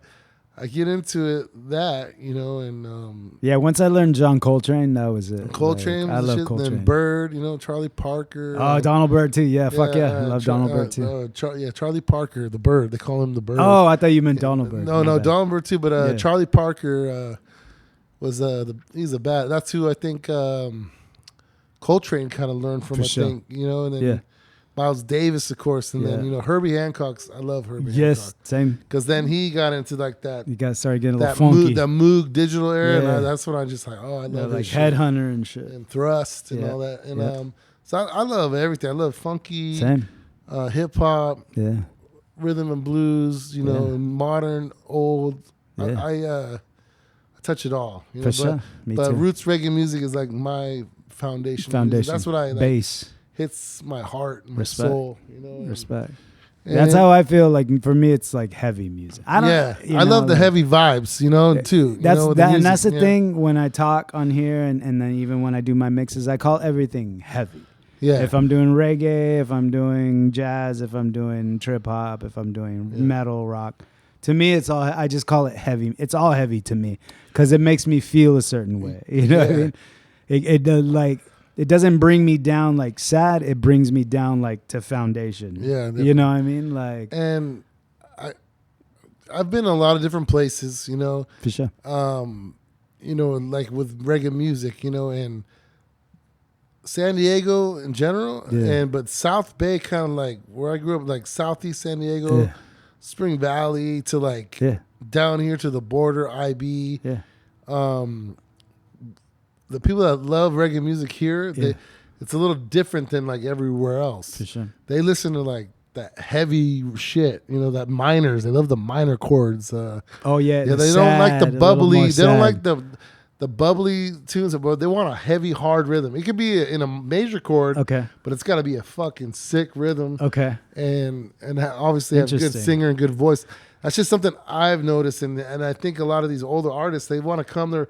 They especially working with a lot of Jamaican artists. Okay, so on that, then explain to me, like, give me two artists, like who's bubbly and who's heavy. Well, a lot of them have both, you know, like, so you mentioned Alton Ellis. Okay. You know, a lot of his older stuff's more up tempo. Exactly. But then he transitioned. I have an album with him where he did the Roots Radix. Right. And it's very like slow and gritty. Right. I see. Like he has a song called "Love on Top." You know, it's like, ooh, our love on top. It's like boom, boom, boom, boom. Like it's like real got you. droppy rhythm, heavy bottom level. Yeah. And I feel like, you know, it's like a lot of the people, you know, obviously nowadays a lot of people like to know the newer stuff that's coming out. They listen to Revolution or Tribal Seeds and some of the newer music. And then Tribal Seed, they got some heavy stuff. You know, everyone does have heavy stuff. For sure. You know, and you know, even my boy Ian, you know, then he, you know, there's the stuff that they know kind of hits outside of San Diego. It's like, to me, it's almost like you're never as big in your own town as you are abroad. Exactly. You know what I mean? That's how it is everywhere. Not recognized as much. Like as, even the Beatles, were they from Liverpool, right? Yes. They went to Germany or something for many years, and they crafted their trade and came back. They're like, who the fuck are these guys? Exactly. You know? And interesting. it's like, but just to me, just growing up here, I got into that, and then everyone else around me, that the people that I meet, were like, oh, they like the heavy, grimy, grindy, heavy rhythm stuff, like the more hard rubber dub, like the where it's major minor chords, but because it's sad, it's got a sadness, a little bit, but then it's just hard, just like heavy. No, I mean, like, that's it exactly. also goes to that boom bap. That's the way I feel too, because like I said, when I first got into reggae music, like beyond Bob Marley, it was roots. It was Johnny Osborne, Don Carlos. That's, to me, that's the heavy. And then when I got into Lovers Rock, you know, the older cats, a little bit older, Alton Ellis and those folks, then that was the bubbly a little bit. Yeah, a little more up-tempo. And then even the, you know, the ska, the Wailers and shit. Like, that's but way up. Even Skylights would have some of those minor ones. And those and then they would just drop. That's get a little heavy. Yeah. Like heavy rhythm. Yeah. Like, and to me, I think it's like where, especially South San Diego, Southeast, like everyone that's, it just kind of, they vibe with it more. It's like a ghetto music naturally, you know, that's where they're coming from. Well, I think because of the oldies. Yeah, you know? that too. Yeah. You know, that it's touches, like lowrider oldies. That touches there, cruising, you know. But then they just like kind of took it to another level. It's like, and then you got the MCs, DJs, toasters. Yeah. And then people love that. Like Ike Mouse was in between. He's a sing J, I guess. Yeah. He even say, "I'm not a sing J. We don't do that." You know, he's like, he's his own. He's his own unique style. So for sure, you know, and he is. He definitely was. His own, he definitely is now. He still is. Yeah, for sure. Wild one. I've actually got to back him one time, and he was a trip. I saw him in Black Cowboy era. That was the first at Street Scene when they used to do Street Scene in downtown. Street Scene, saw him there. He was all leather black. I saw like Burning Spear Cowboy. and Skylights down there too. Fuck yeah. That was sick. And then Black Uhuru down there. Shit, I saw Outkast in that same fucking street scene. I was like, sick. fuck. Do you remember? Yeah, REM was there. Yeah. They used to have big. That was the shit. That was the shit, bro. That used to be the biggest. You used to ride the trolley, get in downtown. People and would come from all over the country and the world for that. I don't know why they stopped doing that. That was down there where the ballpark was before the ballpark was there. Exactly. But that was the shit, bro. All right, let's get into the music. This is the Searchers, Needles and Pins. We go for hours. Let's go. Yeah. Oh. Classic music right here. Here we go.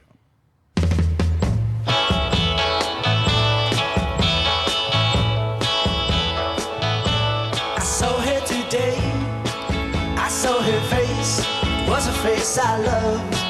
And I knew I had to run away and get down on my knees and pray that they'd go away, but still they begin. Needles and pins because of all my pride. The tears I gotta hide. Hey, I thought I was smart. I wanted hard, didn't think I'd do. But now I see she's worse to him than me. Let her go ahead, take his love instead. And one day she will see just how to say please and get down on her knees. Yeah, that's how it begins. She feel those needles and pins hurting her. Why can't I stop and tell myself I'm wrong so long? Why can't I stand up and tell myself I'm strong? Because I saw her today, I saw her face, it was a face I loved. And I knew I had to run away and get down on my knees and pray that they'd go away, but still they begin. Needles and pins because of all my pride. The tears I gotta hide. Oh, needles and pins. Needles and pins. Needles and pins. So one of my favorite songs that I've ever covered in my life, that I learned to cover to, was the Box Tops fucking The Letter. Oh, okay. Give me a ticket for an aeroplane. Oh, I love that song too. Yeah. So it's that same vibe same to era, me, yeah. same 60s fucking, vibe. But that was a song that always reminded me of my mom, like driving in the van with my mom, and that oldie station was on. I was just that, like, that one reminds me of my mom. There you right go. there, See, and that's that one impression, that was like, that was the beginning, in a way. Definitely. Yeah, so I feel the same fucking way. Yeah, I love that song too, man. Yeah, Give me a ticket for an aeroplane. I'll show you I did an acoustic cover one time, and I was like, I think I did pretty good. Nice. That's good. All right, next you picked Linville Thompson, fucking All Night Long. Let's go. Here, we'll hear it first, and then we'll talk about it. Let's go. That's Making music. That's the 12-inch one I sent you, probably. So that'll go forever. That's all good. You know, baby. You know, baby. First time I saw you, girl, you want to hug and kiss me all night long. All night long. The first time I saw you, girl, you want to give me your love all night long, all night long. Ease up, baby, ease up. You're screaming out too loud. Ease up, baby, ease up. You're holding me too tight. Remember, next door neighbor, they can hear you when you scream out for more love. Ease up, baby, ease up. You're holding me too tight. Ease up, baby, ease up. You're screaming out too loud. Really and true.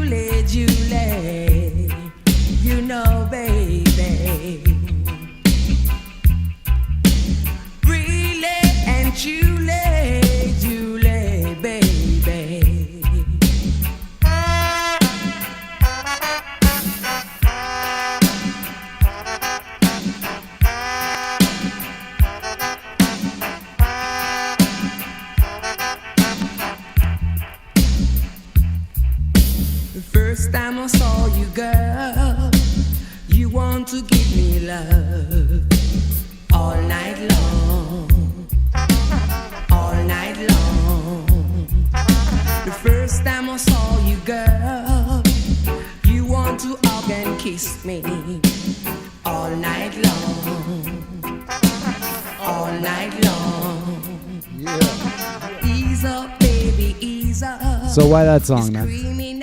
Well, there's like I said, Linval Thompson was also singer-producer, so the first song I actually heard to that rhythm was The Meditations. Okay. There's a song called Book of History, where they're talking about, first time I look in the book of history, tears fall from my eyes. And that shit hit with me. It was a tape I had where it was a mix of, and I tripped out that hip-hop heads definitely know, even from the time they're used to hearing the same rhythm. You know, but back in the day, they were more like, it was taboo, like, oh, I don't want to reuse that sample. Right. But he's a producer. He produced that song. That version didn't have horns, the Meditations. Okay. It was more stripped down. Got it. More raw. Yeah, just the and, beat. and it's scientists and like Earl Tom, all these different engineers that were doing dub. Yeah. Even mixing in the horns. And that one just kind of resonated with me as a youth. That's like kind of like I was digging for all those music. I learned about Linval from Eka Mouse because he produced Eka Mouse's albums. Okay. Along with Junjo Laws. But Junjo Laws was another influential producer. Yeah. Who got his first break with Linval Thompson. Yeah. Because he was breaking out in the 70s and did his own songs. Did he have his own studio or was he No, he would go to the studio, but he was a producer. But yeah. He started out early on, and then he knew, he's like, well, I'm doing my own shit because that's where the money's. Yeah. I want to be in control of my own stuff, you know? Yeah. And so he was the lead man, and and I just hear different singers or groups singing over the same rhythms, the same backing band, Roots Radix. I kind of tripped out on that. There's even more over that rhythm. Yeah. Can't think off the top of my head. Maybe Tristan Palmer. Yeah, of course. Or somebody, you know. I know, I know. I'm like, if I think hard about it, I'm like, okay. There's probably too many to name. It was really good over it. I'm really good at that. But like that one just with the horns version. Like really resonated because I think even I loved horns because I used to watch my dad. He had this guy Art Fisher was a young kid at the time. Okay, he was a savant. He'd tell the other guy he was arranging the horns. Yeah, he had a sax trombone. And I think he played trumpet or sax. I can't remember. He played both. I think he played everything. For sure. My dad would put out an ad at the colleges. That's how he got guys. Yeah, he's like, oh, horns players, they're playing in band. Yeah. Like they can read. They want it. Yeah, exactly. He used to write the music. Yeah. And he's like, oh, I'll leave an ad. They call him. They're like, oh yeah, come to my house. Yeah, fuck yeah. We try you out. And then this kid was just a badass. I remember him when I was a young kid. And I just remember seeing the horns and everything. Oh, that was badass. They're doing like Rick James covers, like give it to me, baby, and then the horn. I'm like, oh, this shit. I was just kind of in awe, like this is sick, dude. Like, but sick. Like thinking back now, I was like, wow, I was like kind of awestruck. You saw some shit that I was like, not everybody sees. That was kind of crazy, and then playing like some Parliament shit. And respect. That's kind of cool. And that's super cool. When I heard that, I'm like, oh, that reggae has horns. I'm like, I knew ska music had a lot of horns, but hearing roots music like that, and that's what I was going back to earlier saying. That's like a heavy rhythm. Right there. Got you. You know, it's not necessarily all minor, but it's major minor. But it's got that drive, that little like doom. It's got some lag. It's a little laggy. You know, so that's what I loved about like that rub-a-dub era of music when it was coming out. Yeah. The 70s was more about the flying cymbals, they call it. Yeah. Like the crashes, like, you know, like, and the riding the hi-hat heavy. Yeah. But this era is more like just like militant drum, kind of steady. Yeah. And that goes because even almost a little halftime. Yes, a little halftime. And then the what I loved was when I was learning to play bass, like listening to this stuff. Yeah. Was like the little subtles, like just the mutes. Yeah. Do. Like, you know, like that shit was what caught me. I was like, oh, it's fucking hard. Yeah. And I don't know, like it was just when it all blends together, it's like, damn. Yeah. You know, like kind of like and that's what people want to hear. You know, like I said, when I would go to shows and shit and I would hear shit and I was like, oh, that's heavy, you know, and I like heavy. But then when I got into, like Lovers Rock and Rocksteady, yeah, too. Same. I was like, I'm already playing heavy music myself. I'm playing fucking rock and metal. I need a little upbeat. And when I hear reggae, I'm like, I want the up. Like, that's my happy music. We were really hard. Like, but I get it. There'd be songs on that album I wouldn't even play when I first got it. Yeah. They were like more on the bubbly side, what we say. Yeah. The more happier, Yeah. But like I go back and listen to them, I'm like, that shit's fucking mash. Literally, there was a time when I was younger. Like the bubble up. When you say bubbly, even just bubble up style, like more happy. Because there's no bubble up in the heavy, right? There's no. There is at times. There's still that. My old organ player used to call them Chewbacca's. He go Chewbacca. Yeah. But there is that, but. When I say like the bubbly, we mean more like the just more upbeat, more happy rhythms, like upbeat, the upbeat, the all majors. Right. No, I love some minors. Yeah, I love the mix when you major minor in it, and some flats in it. Yeah, as long as it feels right, Yeah, and that was just one that kind of stood out in that. I tried to find one like one early on, and then the next song because it's a newer one I've been listening to, but a classic artist, but. Yeah. New music. All right. Yeah. This is Echo Mine Not. Are you ready? Let's go.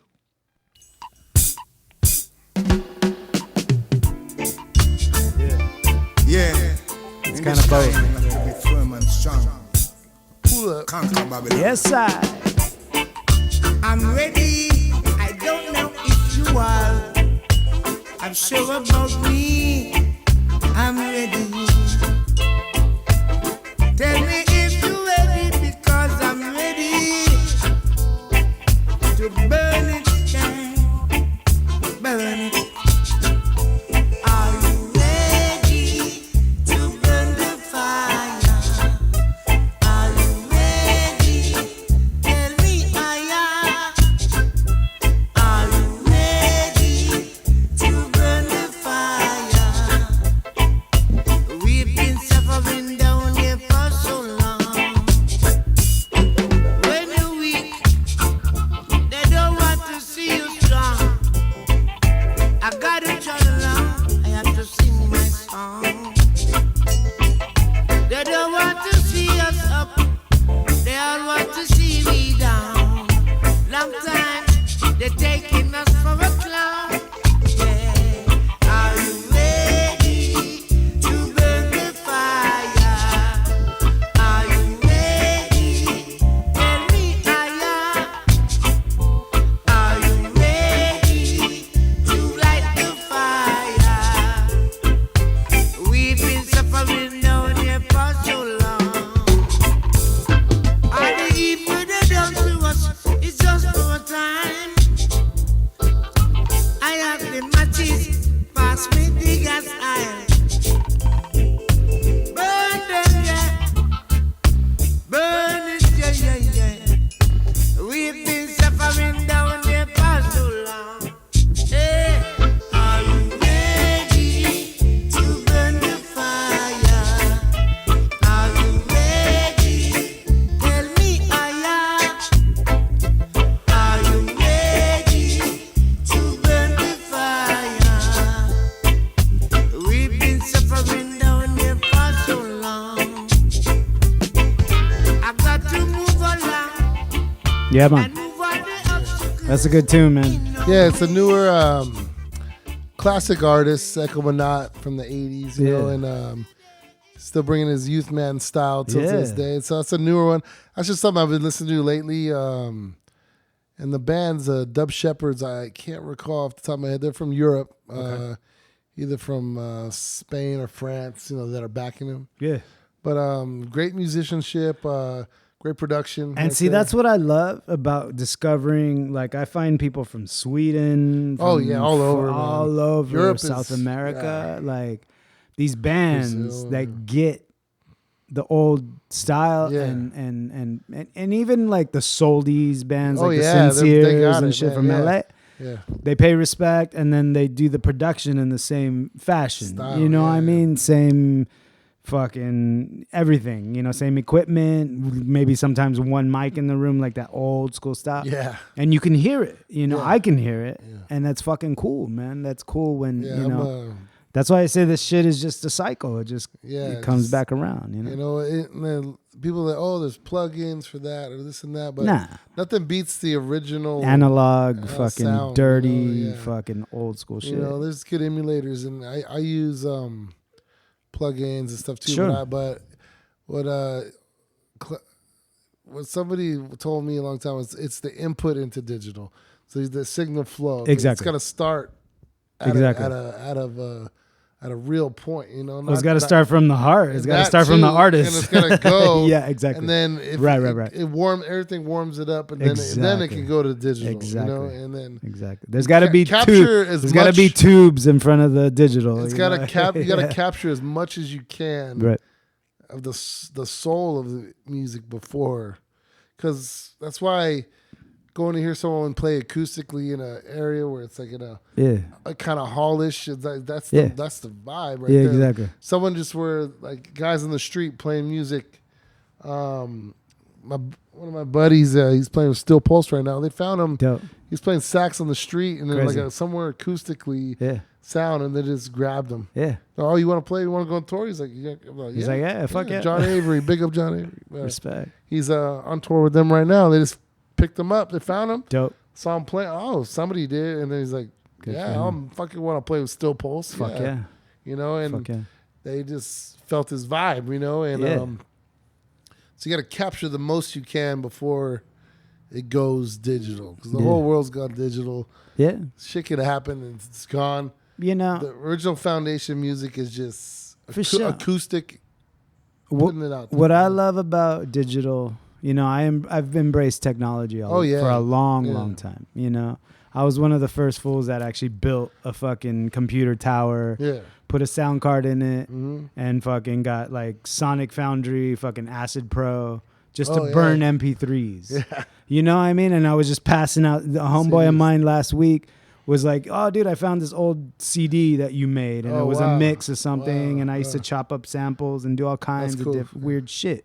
You know, just because I was into it. I just learned from somebody, and then I just kind of went with it. Yeah. I was like, oh, I can record guitar into a computer? Okay. And then fucking, you know, way back in the fucking days. Yeah. But so I've always been one to just embrace the technology of it. I'm like, nah, dude, like, to me, it's just more immediate. You know what I mean? Even with this, like, it's very simple, you know, and then when I get home and I chop it up, it's very just cut and dry, like easy, you know, but I got the ears for the shit too, you know, that's kind of the difference too. It's not everybody can fucking do it, you know, so that's all, you know, but it's just technology makes things more simplistic, you know, and when people talk about AI and shit, you know what I mean? It's like, they're scared. I'm like, why are you scared? Like, that doesn't make any sense. There's no soul in it. Yeah, no, of course, and there never will be. Like, you know, there's the soul in the musician and the music, you know. All right, well, let's get into your tunes. So this is Danny Dread. The song is called "Live the Life You Love." Yeah. All right, let's go. Ooh,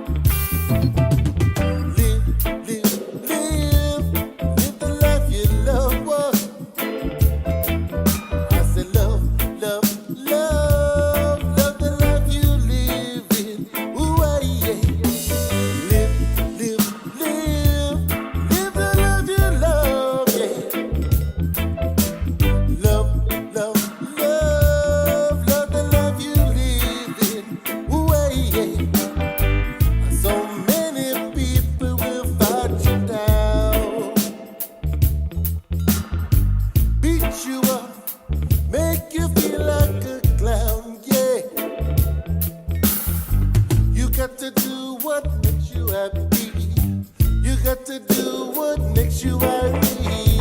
Sing for the old and the disciplined child. Dubstep, you know you say you're wicked and wild now. And live the life you love. Love the life you live each and every day.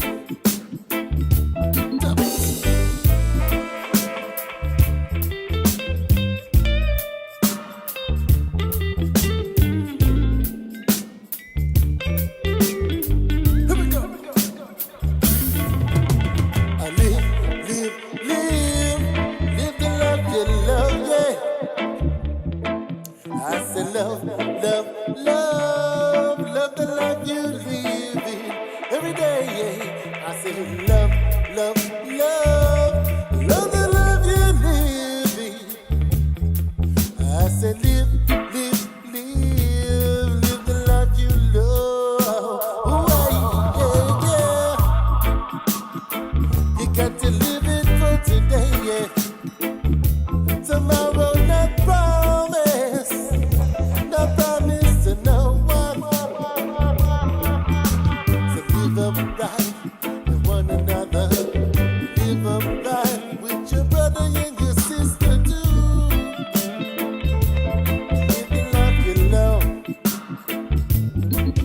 I said live, live, live. Live the life you love, yeah. I said love, love, love. Love the life you live.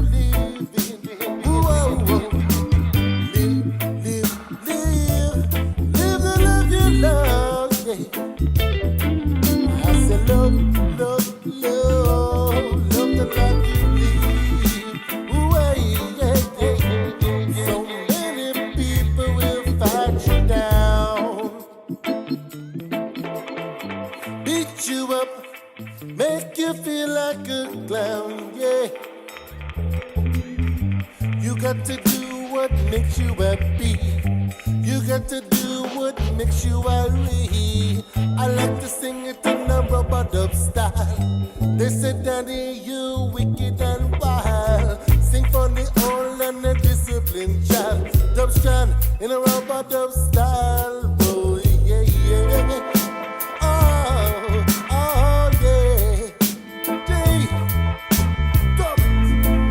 Yeah. Yes, sir. Yes, I. Big up the dub strand.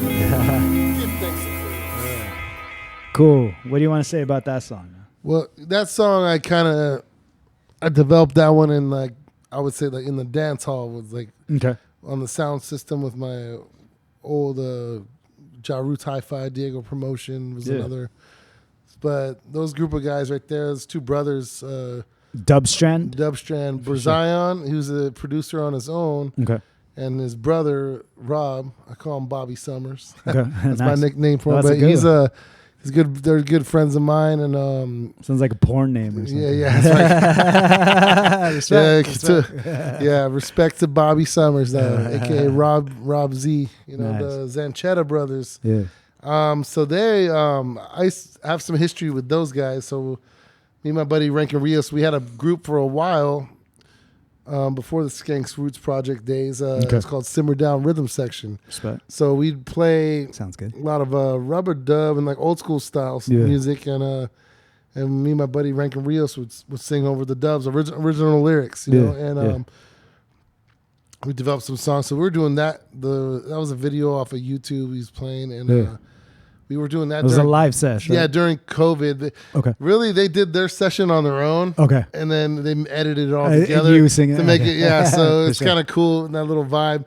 But it feels. I mean, it feels right. It feels right. So it sounds right. Normally I sing that over the tempo rhythm, and when I'm doing it in the dance, it's like the Anthony Red Rose, don't do do do do do do like it. I call it the low pan. Okay. Because I don't know if you ever seen Big Trouble in Little Trouble. They throw that little melody in the middle in the beginning. Anyway, that's another sidebar. Yeah. My boy John Mex will know about that because he's been playing with me recently. He's a badass organ player. He has his own music. he'd be a good interview for Let you me as know. well. Let me know. He's up in San Clemente. Big up John Mex, and Respect. he has a nice history of playing with some Jamaican cats. Cool. As well, but Cool. anyway, that rhythm they developed that rhythm, and it just worked with it. And I was like, that was during COVID kind of time, Okay. where there was not a lot of live music. So we were No. like, let's just put some outlet so we can put some stuff out there and get it Yeah. out there. And we'll probably be releasing that one hopefully soon. Cool. But it's on YouTube. Yeah. If you want to listen to it, it's Yeah. on my YouTube page and First thing I Dub's thought. Trying YouTube page. First thing I thought when I heard your voice on that one, I don't know. I love Luciano. He's one of my favorites. You kind of remind me of Luciano a little bit. Okay. I was like, all right. First I heard that, but I can see. Yeah, I love little Luciano. A little bit. Him and Mikey General, man, they were. Yeah, he's been one of my more Luciano's recent amazing, favorites, and Yeah. I hear it. Once I got into him, and like, I mean, I'd heard of him forever. Just like a lot of fucking artists. But I kind of like, once I got into like, getting into like, Jaws My Navigator is like one of my favorite. yeah. Is that the album title? I think that's Maybe. I think that's the album title. Yeah. But it's got some of my favorite song, and like that's the one I always go to. But it's just his voice is just so. He's amazing. Like, he's like one of the best out there. yeah, right now. and I love Still doing Chronix. Chronix Yeah. is dope. Like, Yeah. they all kind of. I just, like I said, I pick and choose, and I'm drawn to certain artists. Not everybody, but but like Luciano is one of those ones that's just like, he's a timeless artist. He's a sanger, man. I hear yes, he is. and he means the shit. He means the shit when you dude. hear it. Got to see him quite a few times. World Beat Center in Balboa Park. And, Fuck yeah. Shout shout out to Makeda down there and Makeda Dread at Bob Day, I think a couple times, back when I was a kid. Yeah. Amazing artist. Yeah. Fuck yeah. Yeah. Well, thank you, because that's a compliment to me. He's a badass. I just heard it a little bit. I hear it. I don't know. It's just something in your voice that kind of, maybe it's the pitch or, I don't know. Something, a little bit in there. Very clean. Just very, like. Yeah, appreciate it. Respect.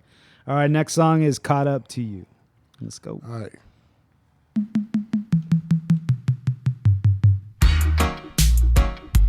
Girl, your love, I need it each and every night and day. Don't leave it. 'Cause my love is the A1 love, and you're the one for me. Oh, darling, whoa, whoa, whoa, whoa. Just when I thought I caught up to you, you're running from my love.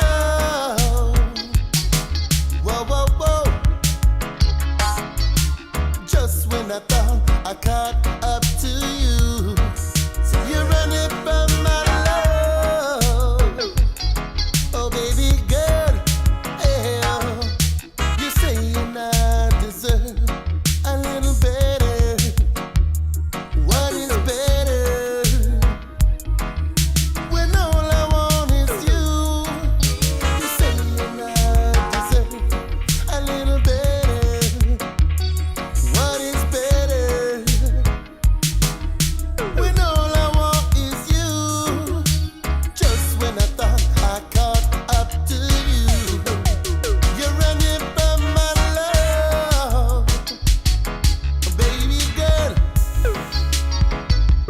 Just when I thought I caught up to you, you're running from my love, baby girl.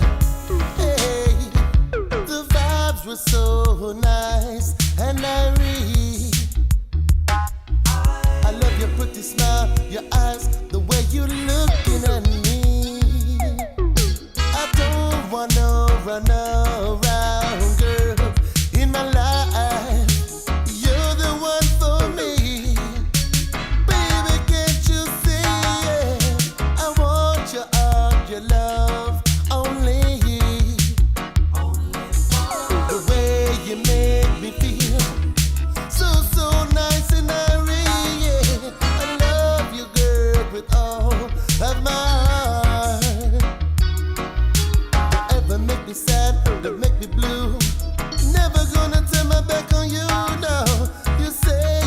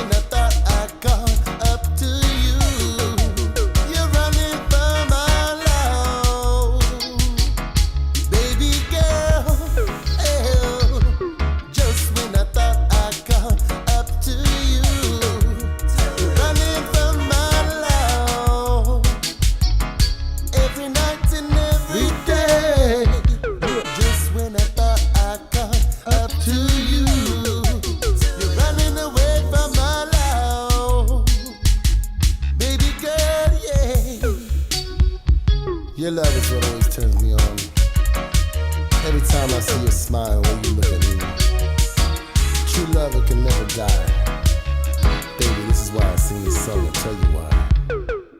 Yeah. All right. Yes, I even heard a little Johnny Osborne. Just I don't know if it's the rhythm or what, but I heard "In Your Eyes." Oh yeah. I can see a million starlights. A little bit of like, melody there. Yeah. I don't know. I just heard a little. You know what I'm saying?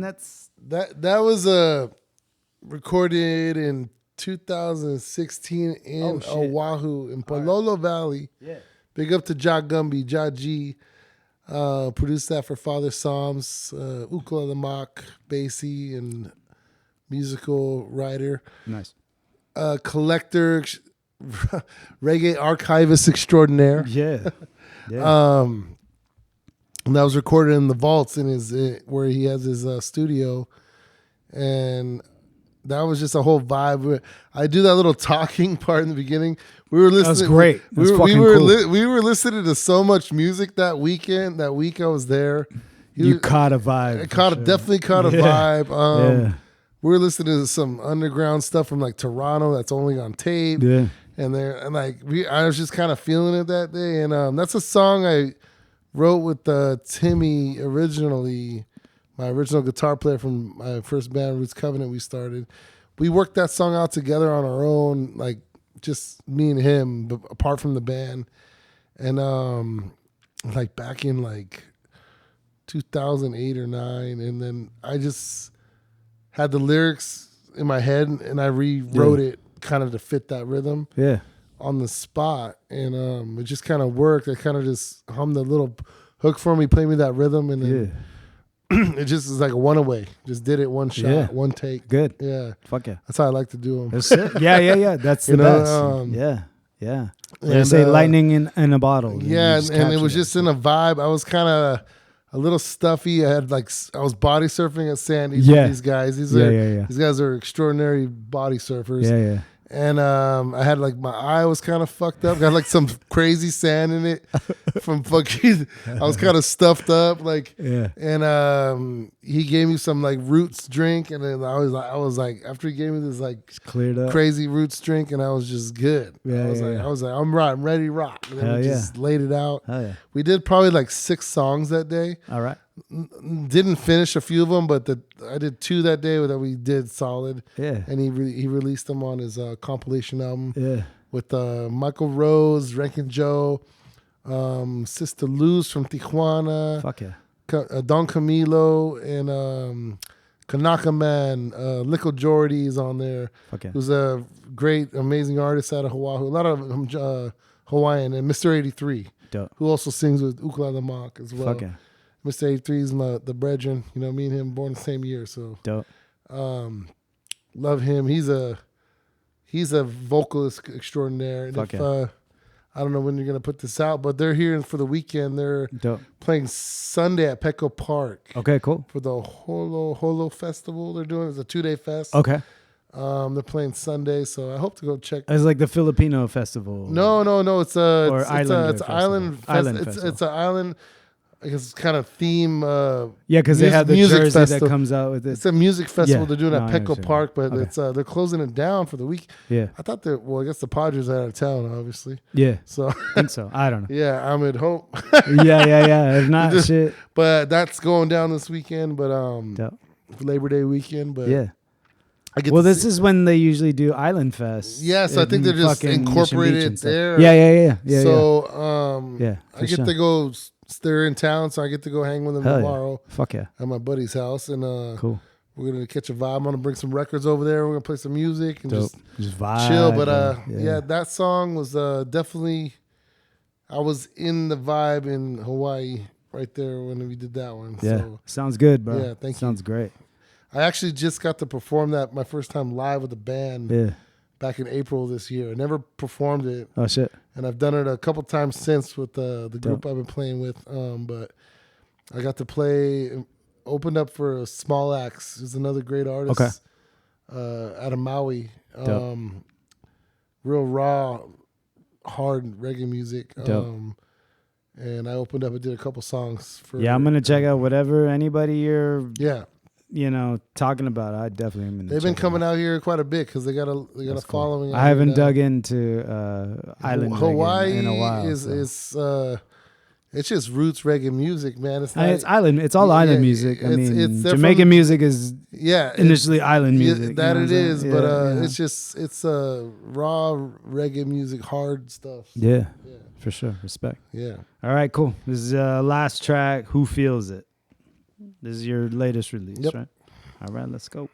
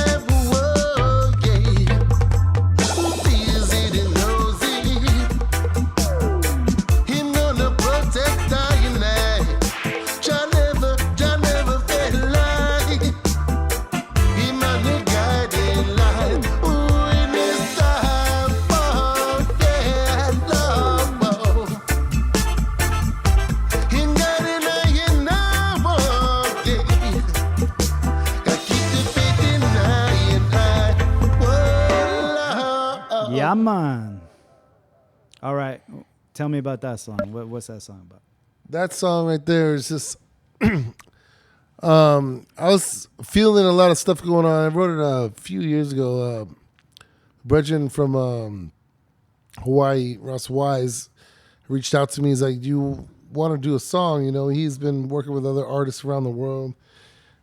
He gets his rhythms built by some musicians in Spain. On my YouTube, I actually put all the information in the info of who's playing what. In the notes. You know, I don't know off the top of my head. Sure. I never got to meet these Bredrens, but or sistrens if they're in there, and sure. They just kind of rip it and they mix it down and everything. And I just recorded in my studio. I kind of just came up. I was kind of like just seeing what was going on in the world at the time, you know. And, there's always shit going on. For sure. Know? Yeah. This is probably, I wrote that probably a couple of years ago now, but I was working it out and I just kind of just listened to it and then just kind of went off the cuff, you know, and I sent that to him, like the rough cut, and then, well, what do you think of this kind of vibe, you know? And he really liked it. So I'm on, that's not it, but I'm working it out, and then I just kind of tuned it up a little bit. And I mean, the song's just like, you know, who feels it knows it. It's like it's a classic saying in reggae and Jamaican music. Exactly. It's in the world. It's like it's almost like an old parable, you know, exactly, like from the Bible. Yeah. And but it's more relevant today as ever. You know, For sure. I mean, it's always that always, if you read the Bible, and you know, you get so much from it, even if you're not really religious. You know, it's lessons of just wisdom, life. There's and still wisdom. Yeah, Exactly. So for me, it's just like, you know, everyday man. I'm an everyday man, but you know, I live in a first world country. Yeah. You know, I'm blessed for everything I have, and I count my blessings every day. For sure. And you know, I've been around the world, and then I've seen, even just across our border here, how much poverty is. Yeah. I grew up seeing that. I used to go to Tijuana every single week and go visit my grandma. Yeah. You go bring her money, you buy her stuff, and she had a little candy shop in the neighborhood. We buy her all her stuff. And she'd make paletas and just sell them to the neighborhood kids or whoever come around. Yeah. Make her a little extra money, and you know, we take care of her. We're building her a house down there and up in the hills, and from there, you know, I grew up seeing that, and then my cousins, the way they were living down there, you know, you go play soccer, we're playing in a junkyard, you know, and you fall on glass, or whatever, but we still just kids having fun. But it's like dirt, I didn't judge, no asphalt, really. I wasn't like, but I knew that they were living in a difficult situation. For sure. Than I. And know? Bro, it's literally like 10, 15 minutes away. We're in my house right now. I go on the street. That's a trip. I can see it from my house. Tijuana's literally 10 minutes. You go out as long as it takes you to get across the border, it doesn't matter. It's literally. I can see it from my house. Right there. Literally right here. We can see crazy. It. And I just growing up, going down there and just and seeing, you know, people begging and suffering and you know, and just seeing that this situation happen all over the world. There's always someone living in a worse situation than you are, you know. So it's just an anthem, just sort of to bring consciousness to that. Yeah. You know, and people, you know, it's just give thanks for what you got, you know, basically, you know, so you can't, everyone's got to live in a struggle, some kind of struggle, you know, and just, you know, you just got to give thanks for what you have, you know, and just know that God's going to guide and protect you, you know, if you have the faith, you know. So. Yeah. We're all on our own trip, man. Yeah. And, you know what I mean? Like, we all live under the same sun. Yeah. You know, that's the one thing none of us can deny is the sun is there for all of us every day. Yeah, separation going on all over the world, and, you know, especially the war with just whatever. Needless killing. There's like... Like I call it politics, you know, and it's all a game to them, you know. Yeah, it's and then the pawns of the world, they gotta suffer, you know. Exactly. Yeah, unfair. Yeah, so that's what reggae music is about, just bringing consciousness to the situations of life in the world, you know. And that song, I'm just trying to keep that vibe and the message going, you know. For sure, you know, and it's a message of truth. That's what I've always heard in reggae. Message of love, peace, love, respect.